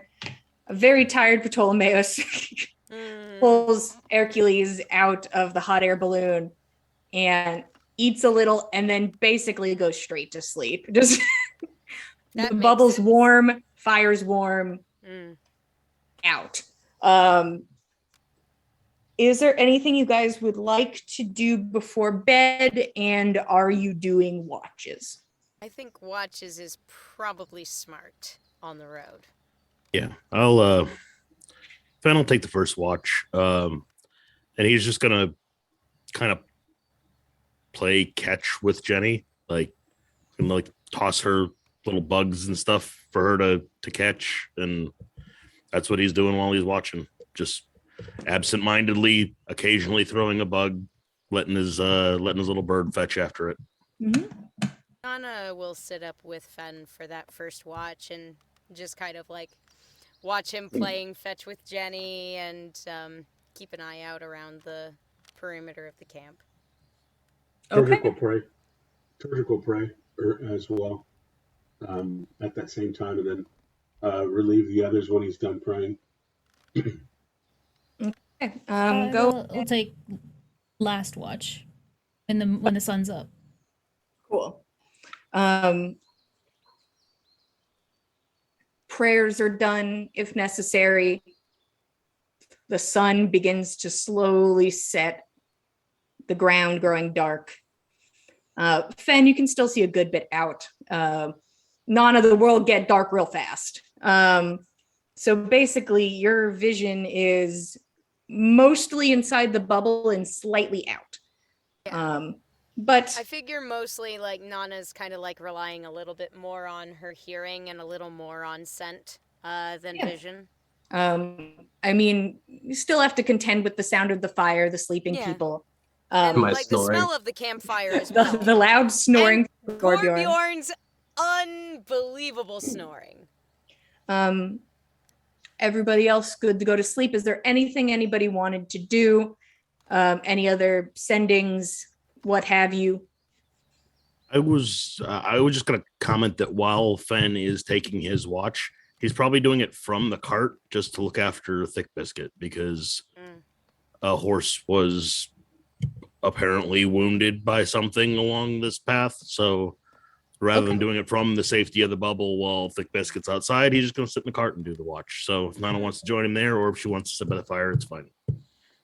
Nana doesn't mind helping to keep a watch out by Thick Biscuit. It makes sense to make sure that the undefended horse, which horse was the last known victim on the road, gets ample watch. Anything else from anybody before sleep? Will there happen to be a creek or anything? Any running water nearby? Sadly, not here. But you can definitely keep an eye out as your travels go. This place sucks. Hate it here. There's like 4 trees. There's no water. Horse am sick. Gross. Boo. If Gorbjorn did actually get Saga those rocks, that happened. She will do some carving before bed, and then in the morning when she's doing her watch, she's going to do some more carving of Seder runes, just processing and feeling extra pious. Yeah, you gotta make up for what happened, even though you said no. Yeah, exactly. Yeah, that's easy enough to do. Eventually, you get tired and fall asleep. Probably Slowly, pray in the morning. Yeah, a little pray in the morning. Okay. Anything, Roshan? Nope. Cool. I was just making sure you weren't going to terrorize a woman in her mind tonight. No, I think he's probably going to give up on that. He's like, I did my best. That's all I I gave it the old college try just one time. Any pings or sendings to Egil? This is not prompting asking. Yeah, he tries to do a ping every night, but not a sending. Okay. You send a ping for your location. Get comfortable. Everybody starts to fade off as it gets dark. Are you bringing any sort of light source over there with you, Nana? Probably something small. Actually, probably the lantern. Give it a try, you know. Okay, you bring out the super cool invisibility lantern that Ptolemaeus gave you. Does Might it work? as well get Who knows? familiar with how it works. Exactly. Like, why leave it until the moment where it might be useful and then find out, oh no, it's a dud. Yeah. That's silly. You turn it on. And you occasionally like point it around. It's one of those like hooded lanterns, so it's like very specific. As you scan over, I would like either both of you to roll perception. Nana, you'll be rolling with disadvantage, or somebody can roll with advantage that isn't Nana, or Nana could get like a straight. I would love to grant Fen advantage on this. That'd be great. That's doable. You use your ears, I'll use my elf eyes. That would be much appreciated, and I will lend you this lamp, whatever it does.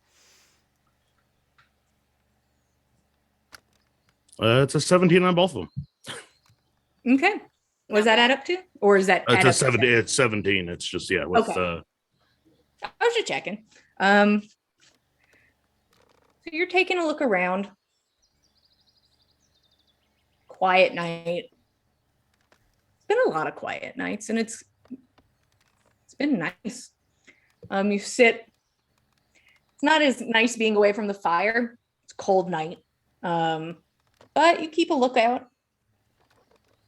Can't see into the bubble, so you can't get any of the light from the fire. But you look around. Does the smoke rise out of the bubble? It I doesn't. sure hope so. I would hope so too. It's not something we've dealt with before. Nobody. No, in- we're just dying of carbon monoxide poisoning every night. Like, why did we make a fire when we can? Yeah, you control guys the don't heat? need a fire if you don't want it. Just to cook, and then you could put it out. That is true. Roshan keeps it quite toasty in there. It's like, first off, I'm used to the heat now. But Fen, you're listening out. Then you hear just like the crunch of dry grass. Okay. Do you hear that? And then another one. Crunch of dry grass. Same direction or? It's from the same direction. Crunch of dry grass. You Nana, look yeah. out. You murmur to Nana, kind of nodding in the direction. Nana, do you move your light towards it? Yeah. Okay. Kind of from the other direction, you slowly pan over. And just on like the very edge of your light, the light bounces back off of something white. And you can see stumbling forward is an old woman with knotted white hair and bedclothes. Moving forward, sort of like stumbling, no coat. Then you can see that like there's like dark spots on the clothing itself. It's hard to tell in the dark what it could be mud. But she like kind of like pushes at her hair in her face and can't seem to like move it out of the way. This old woman just sort of deliriously moves forward. Are you all right? And I'm gonna. Nervous? What are you doing, Fen? I'm gonna take off my cloak and approach her, and so I've got my cloak and like my water skin at the ready to like give her water if she needs it, and like give her warmth with the cloak. Nana's coming up alongside as well. She doesn't want Fen up trying to handle one person by himself just in case she winds up fainting. Okay. You both make your way over and gets his cloak off to put it around her as you both approach. You say her name. She seems unresponsive. As she just like stumbles, like her legs are frail. She doesn't have shoes on. It is just only her bed dress. And you make your way to her and you reach out to like steady her because it seems to just like she's going to keep walking. And your hands touch her and she stops, responsive to the stimuli. And there's a moment where you hold her. She's so cold. And it's so freezing out.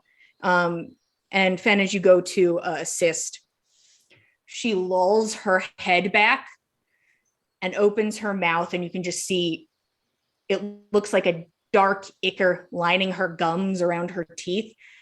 And she screams. She screams loudly to the sky, horribly loud, and continues to scream and scream and scream.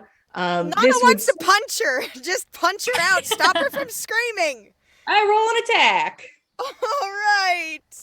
Shut the fuck up. What the fuck, Try to lady? sleep.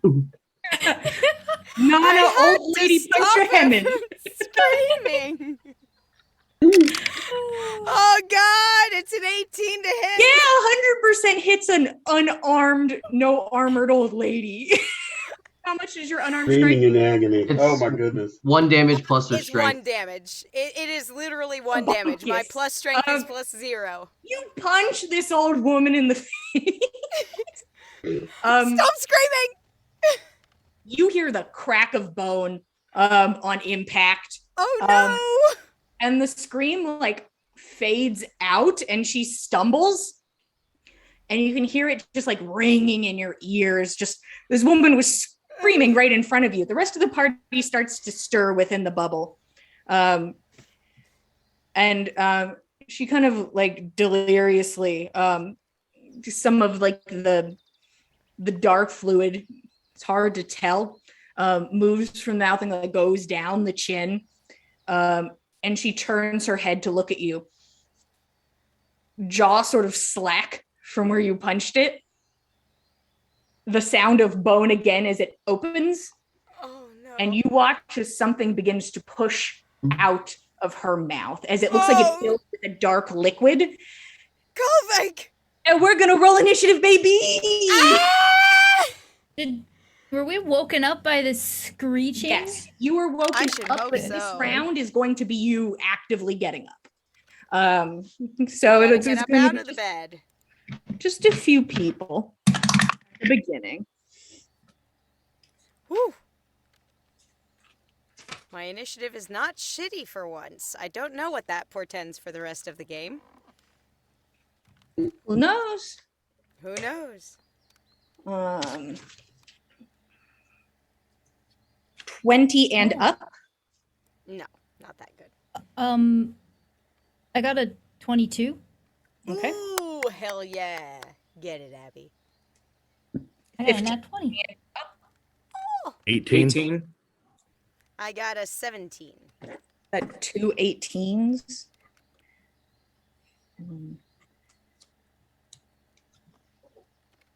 Sean, 17 for Nana. 10 and up. Well, 12. I thought you just said, well.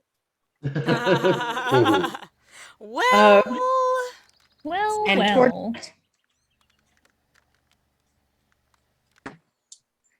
What do you got, Tordrick? 7. 10. He's praying. 7. 7. Okay. And then this 7. lovely old lady got.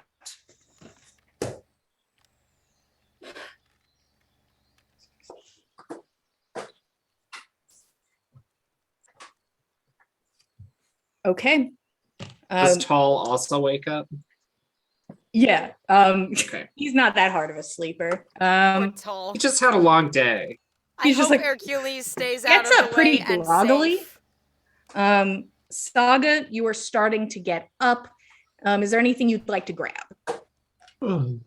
If anybody's wearing Sorry. leather armor, you can sleep in it. If it's anything more than leather armor, you're not currently wearing it. Has it been 8 hours since we left? Left of the inn.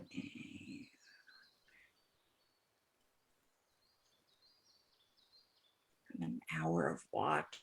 That's a shame. It's been exactly like 8 hours. Probably getting dark pretty early at this time of year too. So Yeah, sadly, you have just lost your mage armor. Damn. Okay. Can I cast mage armor on this? get turn? out of the bubble before you do it. Why? Why? Well, I don't know. No, if a stay in the fire- bubble. Stay in the bubble. Yeah, get out of the bubble and be a target. You can do something like an object interaction.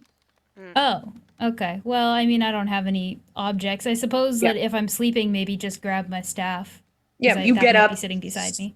rub your eyes, grab your staff. What are we doing? That's as much as you got in you. Fen, you're up. You watch as just dark liquid begins to just bubble inside this woman's mouth. All right, I know this is the first round of combat, but would you say she ended her action right now? Because I have a reaction that lets me get 15 feet away. She is not gone at yet. At the end of her action. So no, I Nope. all right. Hasn't done anything yet. Cool. I'm gonna bonus action disengage to leave her reach. Okay. I'm gonna back up 30 feet, draw my bow, and you know what? I got extra movement. I'm just gonna back up 35 feet for the hell of it, or actually 45 feet for the hell of it. And with Dread Ambusher, I'm gonna put 3 rounds into her, 3 arrows into her. Hopefully. Go for it.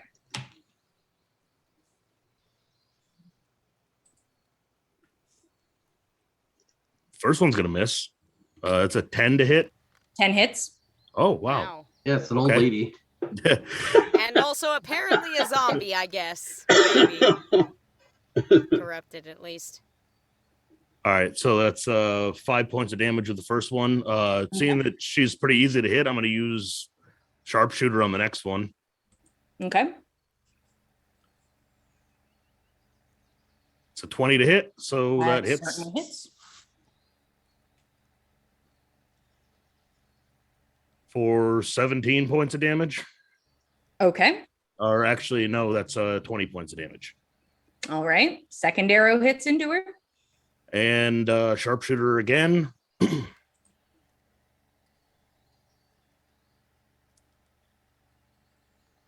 Is a 17 to hit. That hits. With Dread Ambusher damage. Okay. So let me roll a couple of things for damage here. Would you like to put your sneak attack on this one? Oh, it's Nana. Nana's right next to him. Yep. Oh, just punched cool. her, remember? You want to put some sneak Yeah. attack on this? Put Absolutely, some spin on yes. this bad boy? Little Oh spice. boy. Oh my This god. was Is combat gonna end in one turn? It might. Woman. This is how rogues do it. It's just one shot. Watch this, Okay, guys. bye. Woof, woof, woof, woof. And it's over. It's like a billion hits in 1 second, and then they're done. So what's our damage? I'm one more die to roll.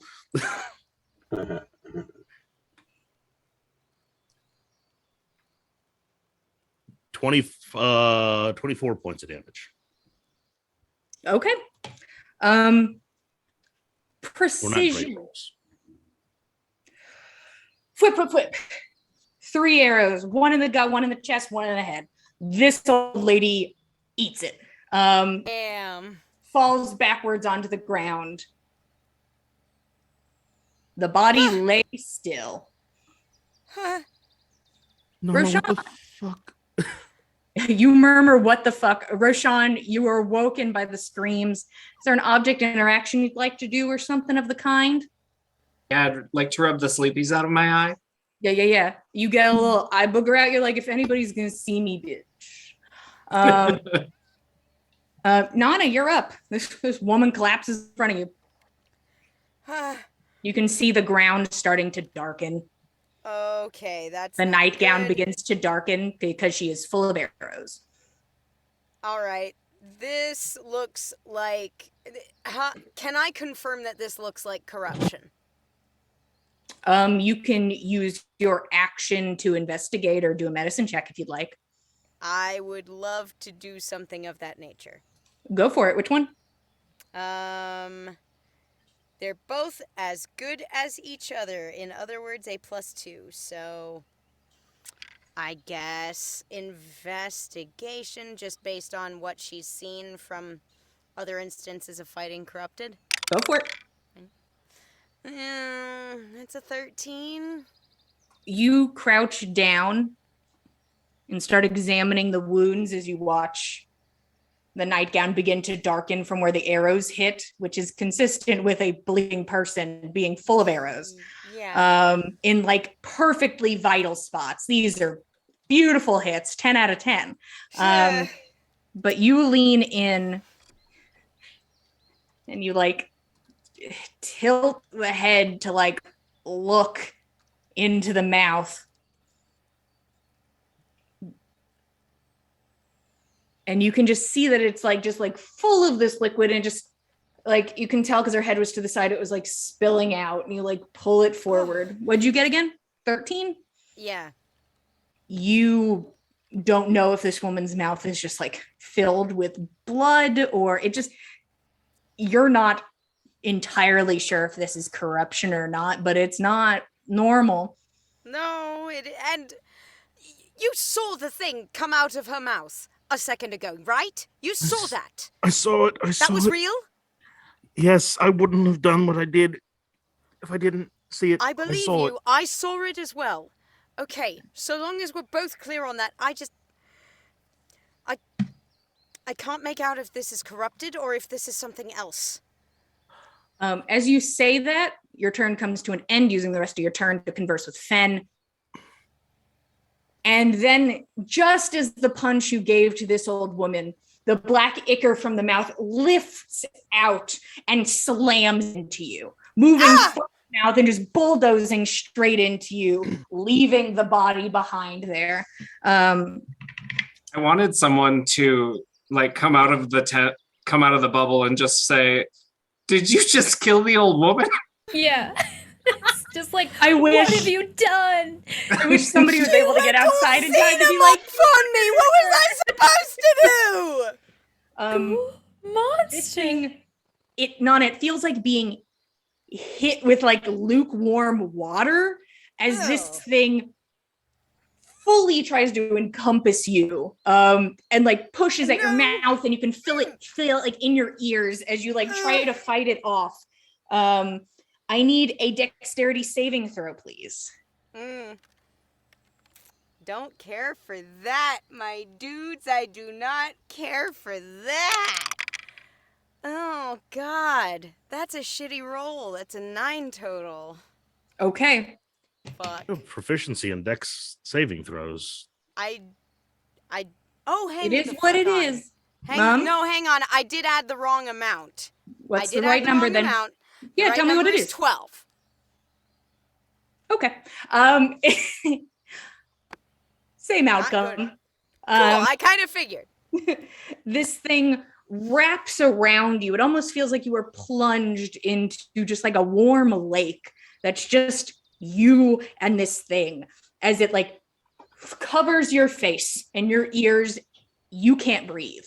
This thing is beginning to drown you, and you are grappled and restrained.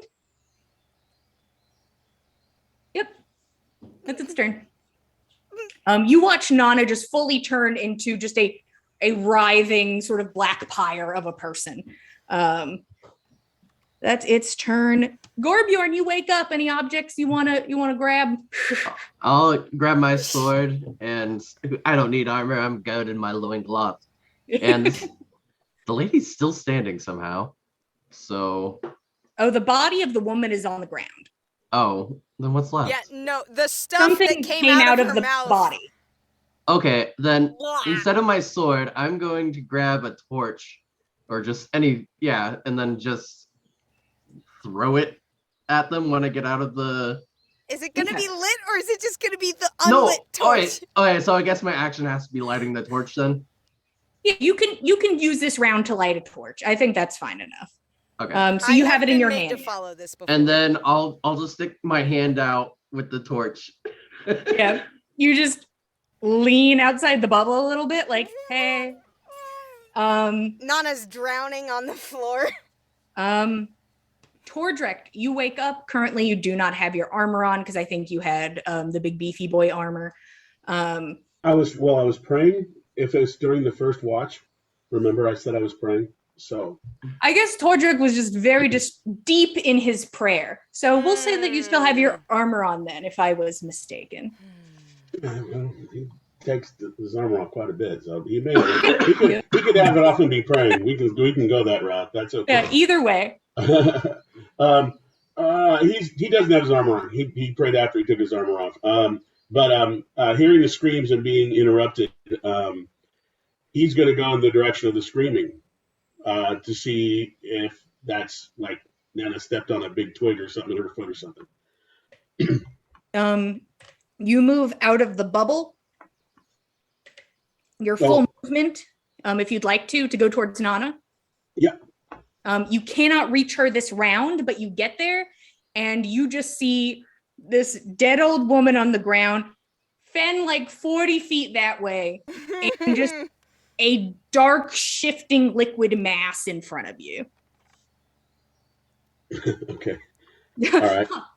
Yeah. Shakes his head a Does couple times. any Like, am I of seeing what I Nana's think I'm seeing? screams come out? No, I don't- you are oh, you good. cannot inhale. Great. Cool. Cool. In fact, you should probably just try to close your mouth. Yeah, don't opening your mouth seems like a bad idea in this situation. What would you like to do, Tordrick? You can have a full normal people round.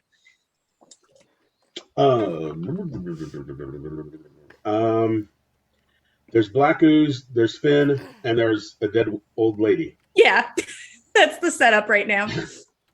Yeah. Nana is nowhere in sight. He'll Finn, what's going on? It's got her. It's got her. It's Nana.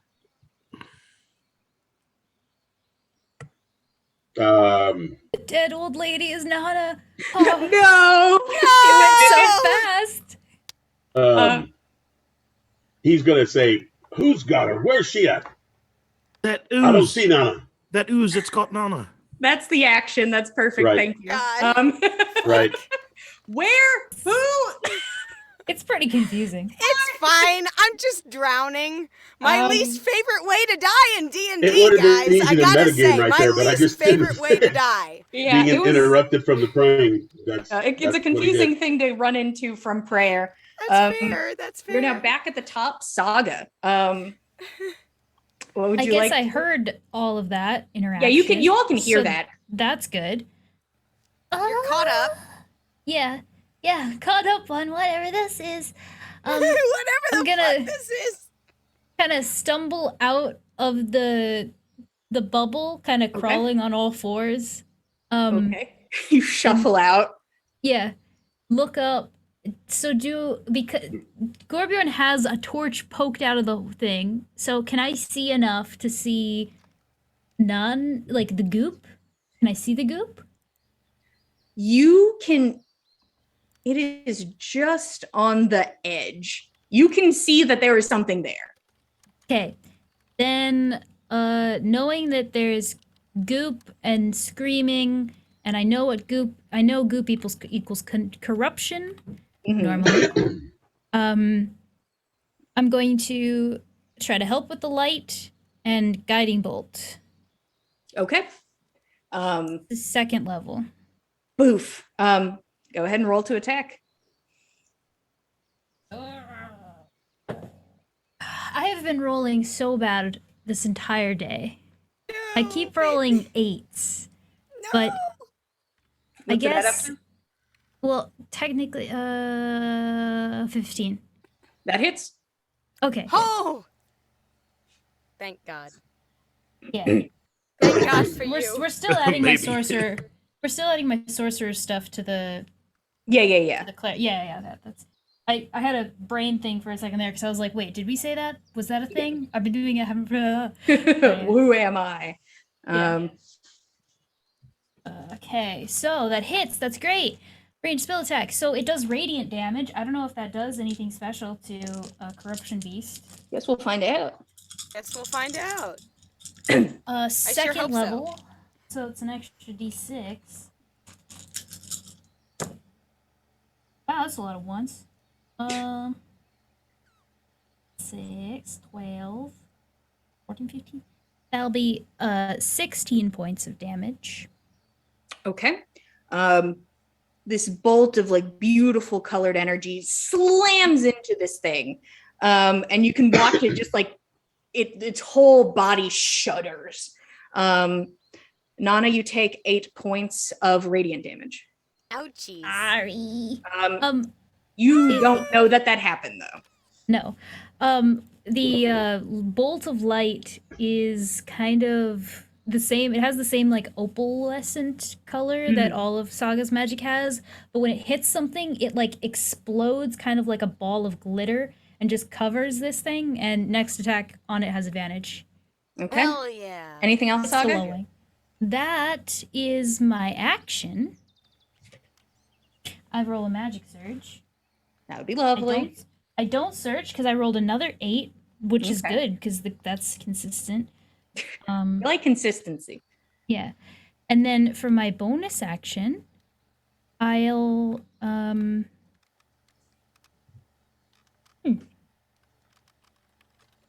I suppose I will cast. Yeah. I'll just cast. Is this worth it? Yeah, whatever. I'll cast Shield of Faith on myself. Okay. What level is that? First level. Okay. Roll again. 2 or lower, you surge. Yes. Oh, I forgot we were doing it that way. Yeah, we're doing it that way. Yeah, I've been keeping track of the. Yeah. Well, then- it's been a hot minute since we've. Then technically I didn't surge that other time. But it's cool. It wasn't that. Who Well, needs you said, it? Well, you said 2 or lower. I rolled a 2 because Right. I just love accommodating this. Apparently. And you're gonna surge. Yeah. Nana says protect myself, yet every time I do this, something bad happens. Oh, look Oh. after yourself was what she said. Take care of yourself. It's not working. Oh no. This is interesting. I rolled 17. Ooh, okay. 17. Consistency. Exactly. This whole day. We is just- like that. Saga runs out. I shall help, and she's gone. No, again. God, not again, Saga. Saga, just so you know what's up, you are invisible. Oh. Okay. So you're cool. currently So not here, but in you're another realm. Wait, Just but we isn't there can't that see her. invisibility lantern? Where's that? That's Nana somewhere had it. engulfed with Nana. Oh Um, God. Is Nana there forgot any it. sign of it Minute- like shining through that goop? No. Oh God. And Guys, all help. right, that's your turn, That's Saga. all. Fen, you are up. Roshan on deck. Fen is really concerned about shooting arrows into Nana. So he's Thanks. gonna use his bonus action to switch to his kukri. So I'll stab her instead. I can like scrape with a knife, like You can certainly Yeah. try. and I'm gonna run my full distance without dashing to where that old lady fell. And I'm like seeing this thing has left her body. While I prepare for my next turn, I'm gonna use my action to try casting Cure Wounds on her because I didn't want to kill an old lady. Okay. You use your action to cast Cure Wounds on this body, and you watch as nothing happens. All right, All right. cool. At least I can feel a little better thinking she was already dead. Roshan, you're up. Good. Roshan will. How close are they? Who is they? Nana and the thing, or Yeah, Nana and the thing. from you? It's all one thing at this point. 25 to get there, 30 feet away. Oh, okay. So from there, he will cast a newer spell called Mind Sliver, and I need the creature to make an intelligence saving throw. Okay. Hopefully, You it cast doesn't have this much of that. spell. You watch it die on the bubble. Oh, I can't. I didn't know I couldn't cast spells. That's right. And now I you do know know. that. Oh, Josh. You're like, I got you. Shit. Josh. And if you leave the bubble, Is you'll It gone. disappears. Yeah. Oh well. Oh no. Y'all got this. I mean, we Watch do it need die on our the bubble. safe haven. Okay. We Anything do else? need Rachel? our safe haven to return to after all this. No. Okay. That's it for me. Nana, you are restrained and grappled and drowning, and you feel a pulsing, radiating pain move through your body. You are going to take. Okay, that could be worse or better. Who knows? Don't worry about it. It's fine. I'm not worried. Who's worried? I'm fine. You are going to take 12 points of necrotic damage. Oof. Um, Well, not below half yet. I'm still with us emotionally.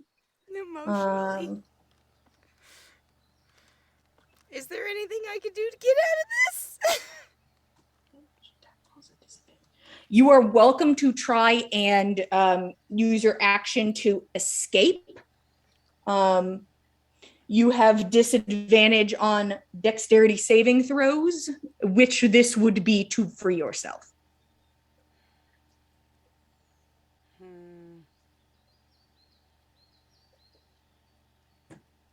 Okay, Yeah, okay, I'm gonna try and free myself. Okay, go for it. Disadvantage. All right, yeah, I'll take it. What's the check again? Dexterity. And was it saving throw or was it check? Saving throw? Okay. Oh, god damn it. Okay. Disadvantage, it's a nat 1. It is frightening. The world is dark. You can't breathe. Moving is difficult. You can't even fathom how to get out of here. Anything else, Nana? I'm assuming that was my whole action. What was your action? You can't move. Your speed is 0. All my spells have verbal components. Yeah, and your action's already up, so. Cool. All right. Cool. That was fun. Nana, you are just engulfed, and getting out seems near impossible. Moving along. By golly, and to think, what a monster am I, guys? What a monster. Fight music. God damn it. God damn it. You watch as part of this thing, it seems to have fully encompassed Nana, and you watch as parts of it tendril out a bit and move around its body, and it is going to lash out at Fen, who is the closest other person. Get out of my way, dice.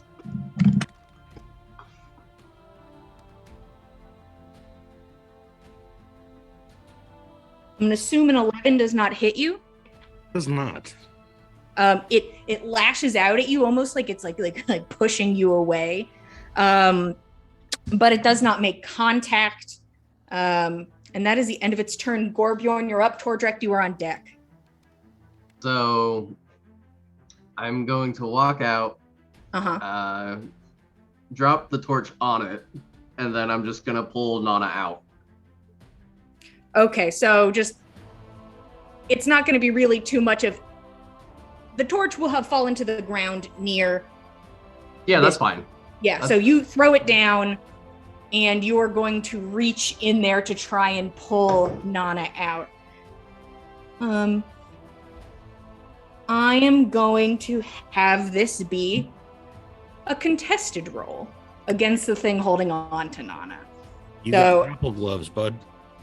Grab your gloves. Yeah, dig those into Nana's shoulder. I got you beat. So I'm rolling athletics. Yeah. Okay. Get me out of here. Sorry, I was trying to do. I can't figure out the D&D Beyond dice. Okay, so. Just click on the thing on the skill. Yeah, you would think that, but it doesn't do that. Oh wait, it's right here. Yeah, you click on the number, man. Click on the number, not on the name. That was worse than my other thing, but it's a 14 in total. Okay. The +2 from the item. This thing holds tight. and you feel Nana in there, but you cannot pull her out. So grapple is an attack. So my second attack, can I grapple her out again? Yeah, try again. Come on. Go for it, bud. Okay. Well, 17 now. It rolled much more poorly this time. You are able to pull Nana. Like, you start pulling her head out. Nana's able to just, like, fall out next to you in the face. But this thing then builds itself back up into a spiral of liquid moving in the space. Head-like thing on a swivel. Looking at. Can I Don't just... let it at your face! Can I just, like, swing, like, dance, like, put her on the opposite side of the slime? With all your actions up, no. Fair. Not this time. Not even if we coordinated it? You aren't coordinating anything. Fine. Anything That's fair. I just got dragged out of a drowning situation. I'm okay. Is the plane just starting to catch fire though? Like, am I standing in fire? There is currently like a lit torch on the ground. It is currently not burning anybody directly. Okay. So you're okay. Anything else? Nope. All right, Tordrek, you're up. You watch Nana get pulled out of this thing, and now there's just like a torrent of like dark liquid moving in the space a bit in front of you. Tordrek will pull out his one of his the holy symbol he's got around his neck with the little bit of clothing he's wearing, and he's going to perform the miracle of banishment and try to get this thing banished to another plane of existence. Ooh. All right. What do I have to roll? Saving throw, charisma, 15. Okay. This thing adds nothing to charisma. He has to roll a 15. Oh, wow. Let's see what we got.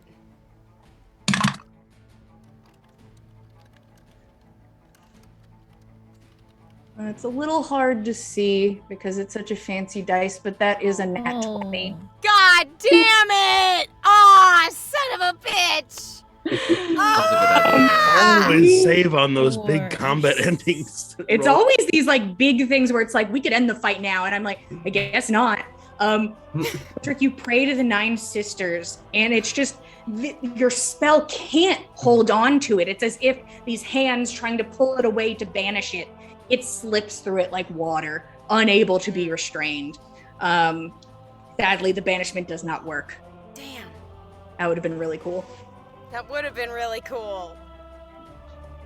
Anything else? Question with reactions. Mm-hmm.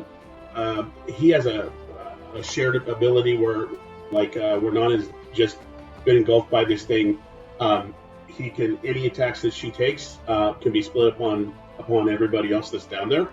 It's a reaction type move type thing. It's just a reaction I can do. So am I able to do that now? You would have had to have done it when she took damage. Okay. But for next time. Yeah. Absolutely. Awesome. Okay. I'm writing that for next time then. Yeah. No, that's a pretty cool ability. That's really super awesome. But you can help her next time if she gets engulfed again, which we'll see. Right. Or even if she's just getting whipped around. She just got done being You're like, you got it, Nana. Saga, you're up. Okay. Well, I Ben, guess you're on deck. The fact that I'm invisible isn't too big of a deal. Yeah. Can I tell now that Nana's inside and is trying to get out? Nana is no longer inside. She has been dragged out by Gorbiorn by the head, gasping and you did choking. say. Gotcha. Cool. Spitting Well, nasty black shit everywhere. then there should be no problem with me shooting it again. Do Shoot it. it again. Did the radiant damage, did it look like it was like nice to do? It didn't look like it was bad, but it didn't seem to have that explosive effect you kind of had your fingers crossed for. Damn. Okay, I'll try,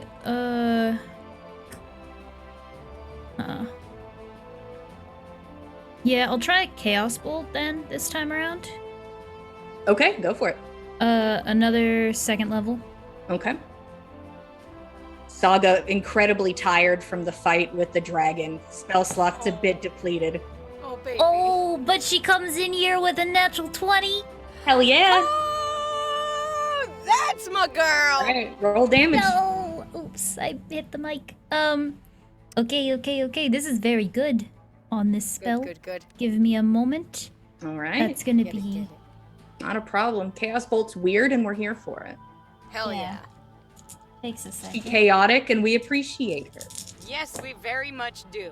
What damage will she Why? do? Why? Aw. Okay, wait, it's technically a good thing. Because I rolled 2 1s on the dice, but if I roll 2 of the same... Well, no, but it's only if you roll 2 of the same on the D8, right? Yeah. Fuck! It's so sad. Aw, man. I always roll 1s. I understand. Pat. Okay. You need to play a halfling. I should. Well, technically, it doesn't It's help only for on damage D20s. dice. Yeah. Well, Well, she goes Alright. back to full height. She should be a halfling. I have already done that. Yeah, we're back thankfully. at prob. Or if you're like Um, anything, you're maybe 1 inch off per chance. 1 or 2 maybe. Okay, No so more than it's only 11 gosh darn damage, but I'm gonna make it fire, so maybe that'll Ooh. help. Fire. Fire. Orbjorn, you look to the torch and you're like, shit, it's not. Woof! The area is engulfed in flame for a moment. You're like, nailed it. Fucking nailed it. Roll to see if you surge, Saga. Yeah. It'd be a 1 again, I believe. Is where we are. One or She's 2 still invisible? technically. Okay. I rolled a 5. But Okay. We're good. Yeah. So you're just invisible. Fire engulfs this thing. Gorbjorn's Yeah. like, doesn't see you, so it's like, I'm doing it. I did Yeah. it. I don't know how I directed the flame from the torch Ben, to the you're thing, up. but I did it. All willpower. I'm gonna stab at this thing with my kukri twice. Go for it. Careful, bud. Melee range is not good. Well, I see that now. I was trying to save your life. Yeah, well. You can back up and shoot. Yeah, maybe. All right, it's a Giving you some. 25 to hit on one. I'm gonna go ahead and apply my sneak attack to that one. Go for it.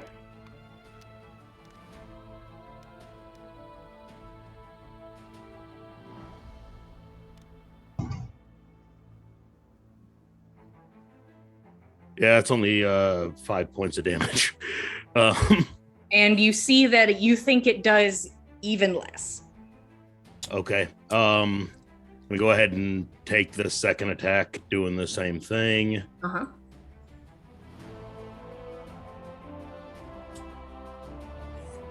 An 11 to hit. Magical on fire. 11 does not hit. Okay. I'm going to use my bonus action to disengage and roll back out of the way. Vroom. Bonus action, disengage, roll back like 30 feet. Like 90 He's been picking up degrees lessons from from everyone Uproar. else, so I'm not shooting through them when I... Wait a sec. It was a natural 20, which means I should have doubled the dice. I rolled regular. So, how many more points of damage?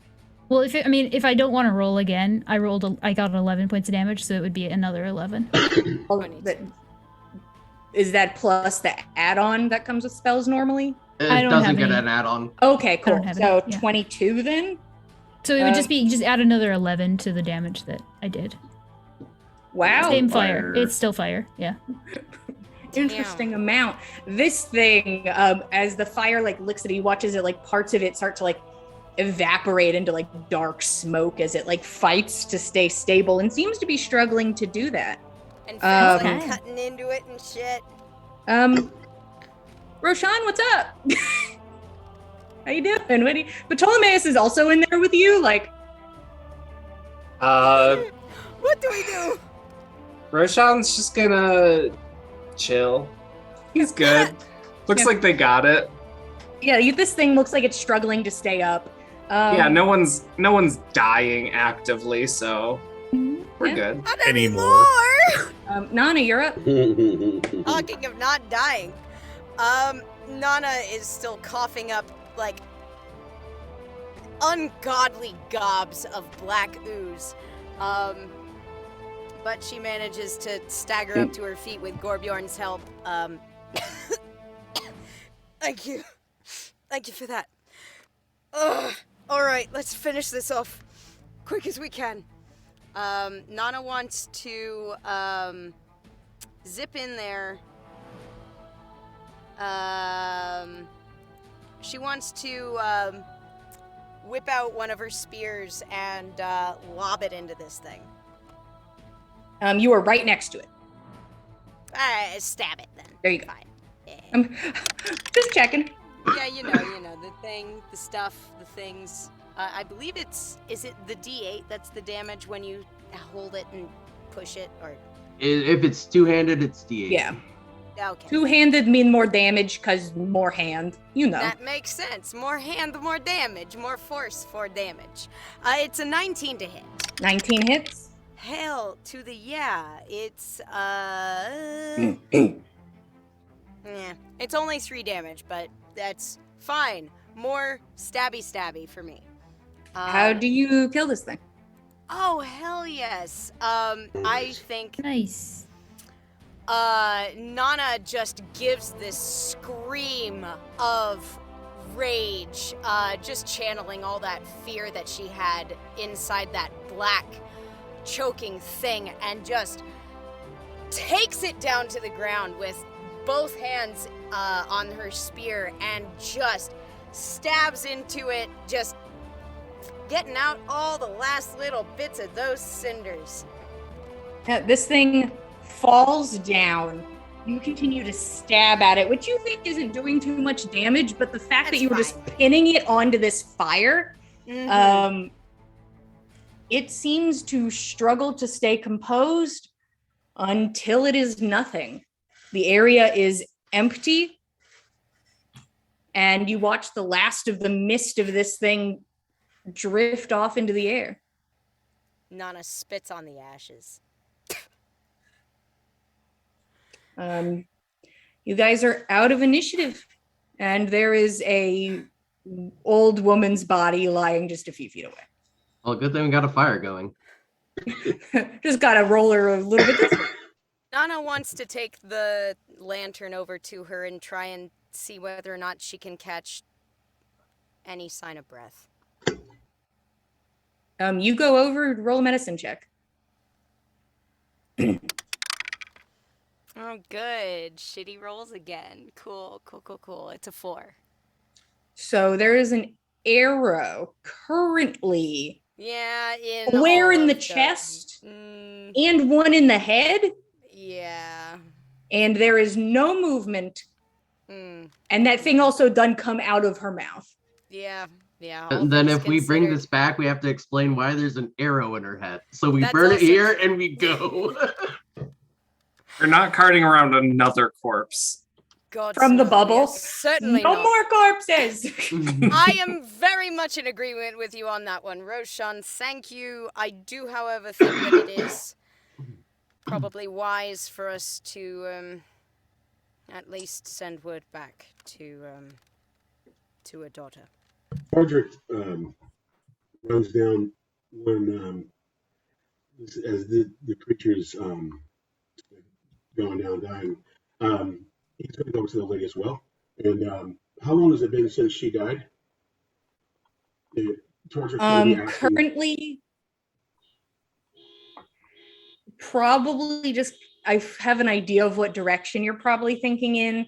After Nana's check and everybody getting composed and talking briefly, we are past a minute. Okay. Saga, after shooting it a few times, she just kind of pretty quickly went back into the bubble and sat down. So she probably would have just appeared beside Roshan, and she's just gonna sit in there for the rest of this because she doesn't want to be around corpse That's burn fair. everything. Yeah. Eventually, Saga appears next to you. You guys are going to take the time to burn this body to make sure nothing do happen. Is there?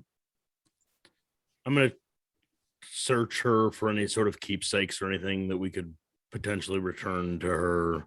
Roll daughter. investigation.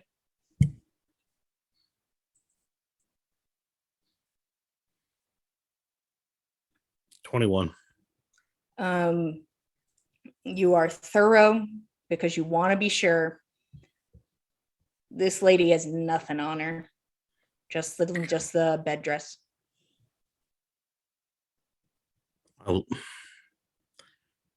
Toldrick, if there are any words you want to say or blessings you want to do, I'll do the rest. This is my fault. I did this.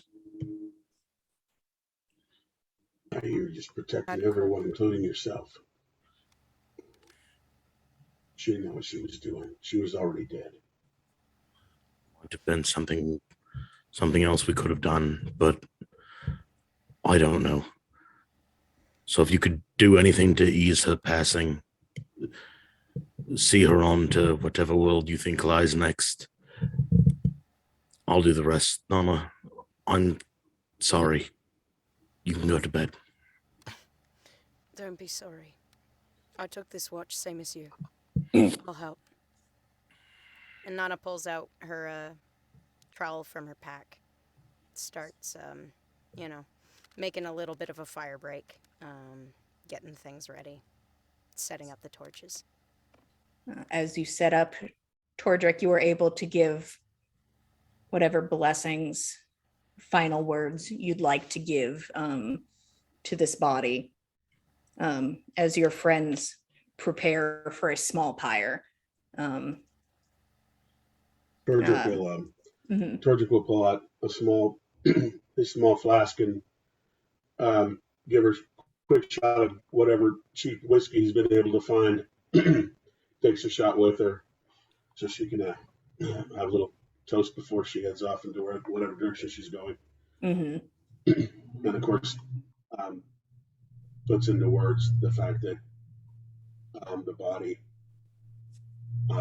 is only a vessel, and that the soul will flow like the waters, the rivers, and the oceans once again. Nana maybe doesn't take that quite so well as she normally does, given her most recent experience, but she doesn't say anything about it. You say these final words. The body is prepared. You guys have done this time and time again. A pyre is made. And this woman will ride the smoke of this pyre to whatever is beyond for her. Assuming that it isn't just falling back down to become more corruption. You don't know. Are you all going to continue with the watch you were doing? You guys got like an hour into your watch. It's not very, very long. Yeah, Fenn's gonna go sit back up on the cart and just kind of stare into the middle distance. He might be a little more distracted than he was on the initial watch, but yeah. Nana, on the flip side, is much, much more vigilant. She's standing on the cart and looking out into the darkness and waiting for anything else that... Okay, Torject, would you go back inside? Do you want to start getting your rest, or would you like to do something else?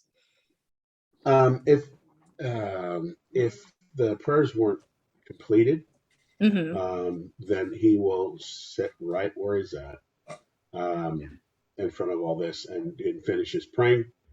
In case something else occurs that he needs to be there quicker. And then once that's done, yes, he will definitely get his Right. rest, either after doing a watch stint or not. He's not going to be able to sleep for a while. Okay. You sit where you were and you continue your prayer. Fen, a bit distracted. So I'm going to just say that the roll for perception is going to Nana, and I will give her a straight roll for the somewhat help Fen will provide. Tordrek is not looking at anything. Mm-hmm. Perception. 15. Okay. You all sit there, the sound of the fire, Tordrek's silhouette as he is knelt in prayer from y'all's perspective. The rest of the group has gone back into the bubble to try and get back to sleep, to get some semblance of sleep.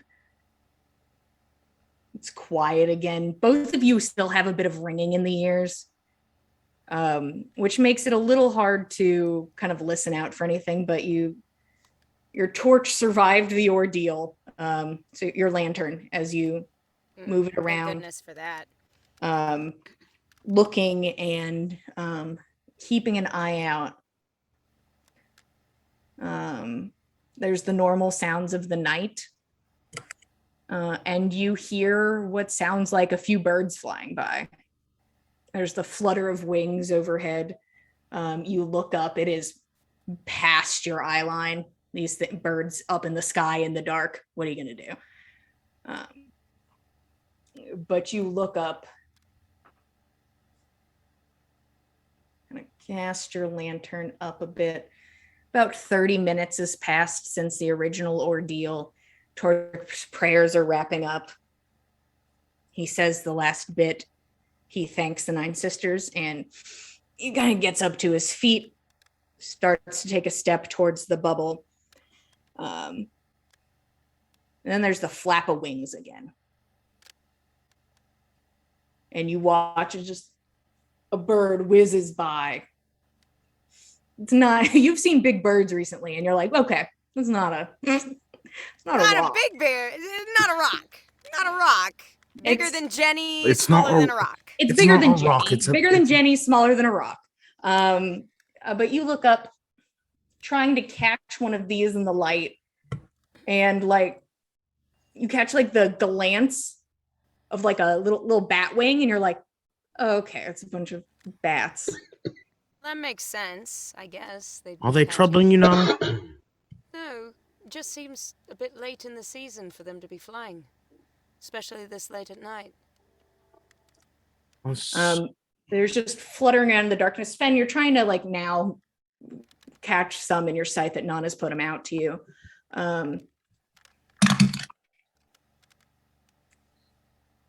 Nana, you're like, okay, this one keeps sort of kind of spiraling in the same spot. You tilt the lantern up, and the lantern's light flashes against the whites of eyes. You are looking back at another person's face in the sky, and it dives the second the light hits you, after the light hits it, and it is a head supported by terrible little bat wings that zooms in on you and just straight for your face to bite at you. And you can hear an accumulation of wings coming from the sky. I think I rolled, but I didn't look at it, so we'll see whatever this one is. What's your AC, Nana? Oh, my AC is 14. Okay. Nana, you take 6 points of piercing damage. Oh, good. As this thing flies down, and it's just the shock of it all, the tiredness from your muscles, the length of the day, the trauma of the event, slow to react as this thing dive bombs at you and just bites hard into your shoulder. And you feel a pulse of stinging heat move into your skin. You are also going to take 6 points of poison damage. Oh, good. And Fen, as you like turn your head, this thing lands basically on Nana's shoulders. It begins to try and gnash at her. You turn to do something and see 2 more dive bombing towards you. Oh, shit. All right. I would, we never discussed what a hit dice was for this, but like way back in like episode 3, I talked about. Hey, so crafting guys, some that's where we're bolas. going to end it for tonight. Thank you so much. Fen and I will talk about hit dice later. If you have You got anything snappy for me, Kyle? Come on. Yeah, bolas. I got bolas that are great at taking out small flying things.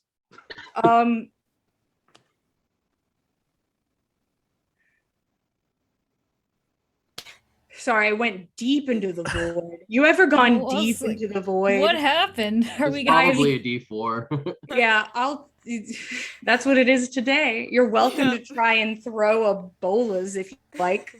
But that would have to be on your turn, Do it next session. Yep.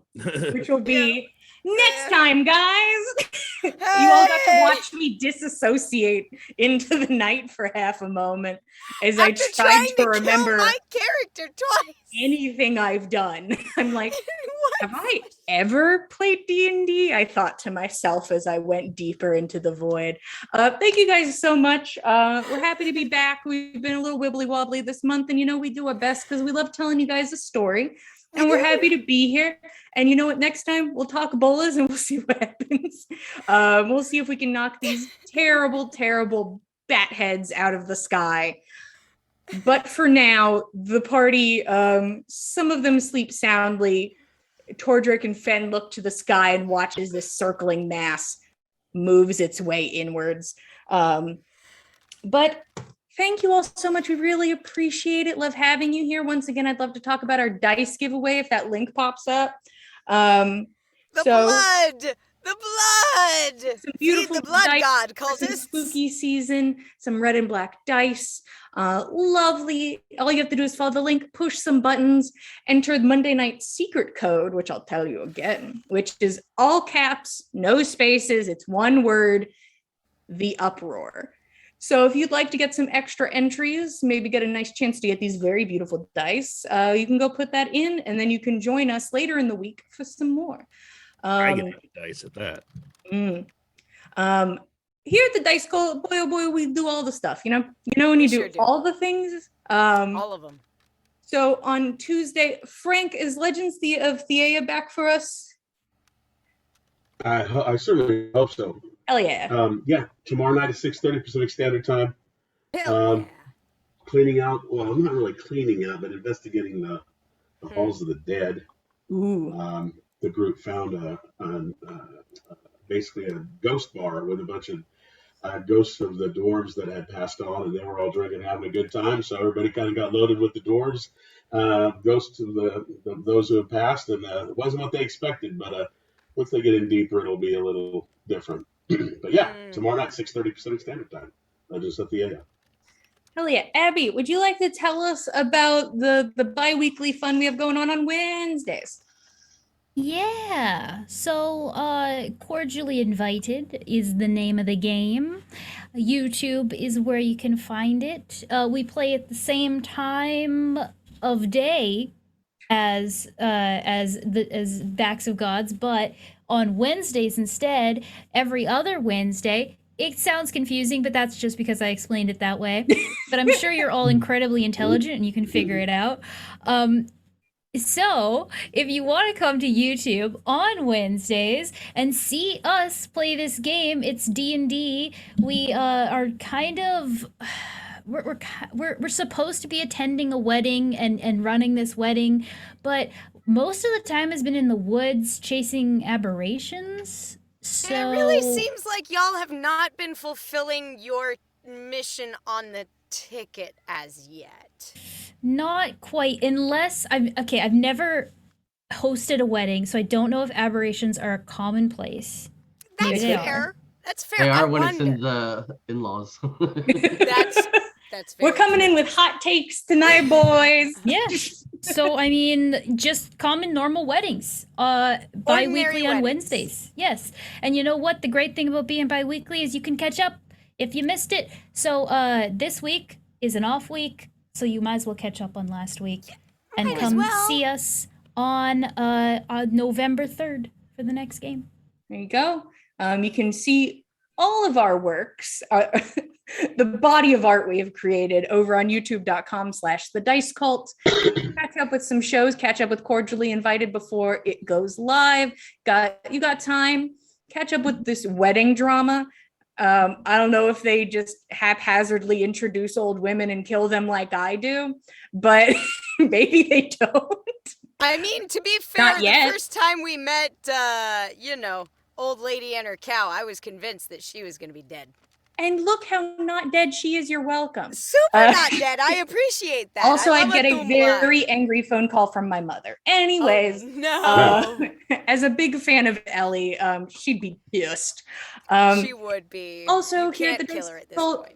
we got all this beautiful D&D, but also on Saturdays we got something a little different. We have Vampire the Masquerade in the Last Remaining Light, something to be a little spooky for your spooky season, even if this wasn't, I guess, the right type of horror for you. If modern vampires is your thing, I think we got you covered every Saturday at 9 p.m. Eastern Standard Time. Currently, the party... I'm still processing. Have you ever just been processing something for a long time? Oh, yeah. Based on the screenshots I've seen, you've had a lot to process. I've been processing what happened at the end of last session for a while now, and I'm not done processing it. So if you want to go see my trauma... Yeah, which you have apparently passed on to me, thanks. It's an explosive amount of emotion, one could say. So if you're interested in a little vampire horror, a little vampire drama, you can join us on Saturdays. And also, if you want to join us on Saturdays, you will also be getting a second code to get more entries to win our dice, and the drawing will be done live on Saturday during show. So if you're like, by golly, I can't wait, you can join us then, get extra entries, and then see who the winner is. It could be you. I hope it's you. Yeah. I hope it's you in particular, Steven. Yeah, Steven, you're the best. I really hope a Steven wins now. Anyways, if you want to keep up with us, we are at Backs of Gods on Instagram and Twitter. Lots of art over on Instagram. Beautiful pieces by Abby. I believe we have the whole array of the new portrait. It's very nice. But thank you all so much. We love getting to tell you a story, and we love having you here. And we will see you same time, same place next Monday at 8 p.m. Eastern Standard Time. And we'll see you next week. Good night. Thank you for joining us, cultists.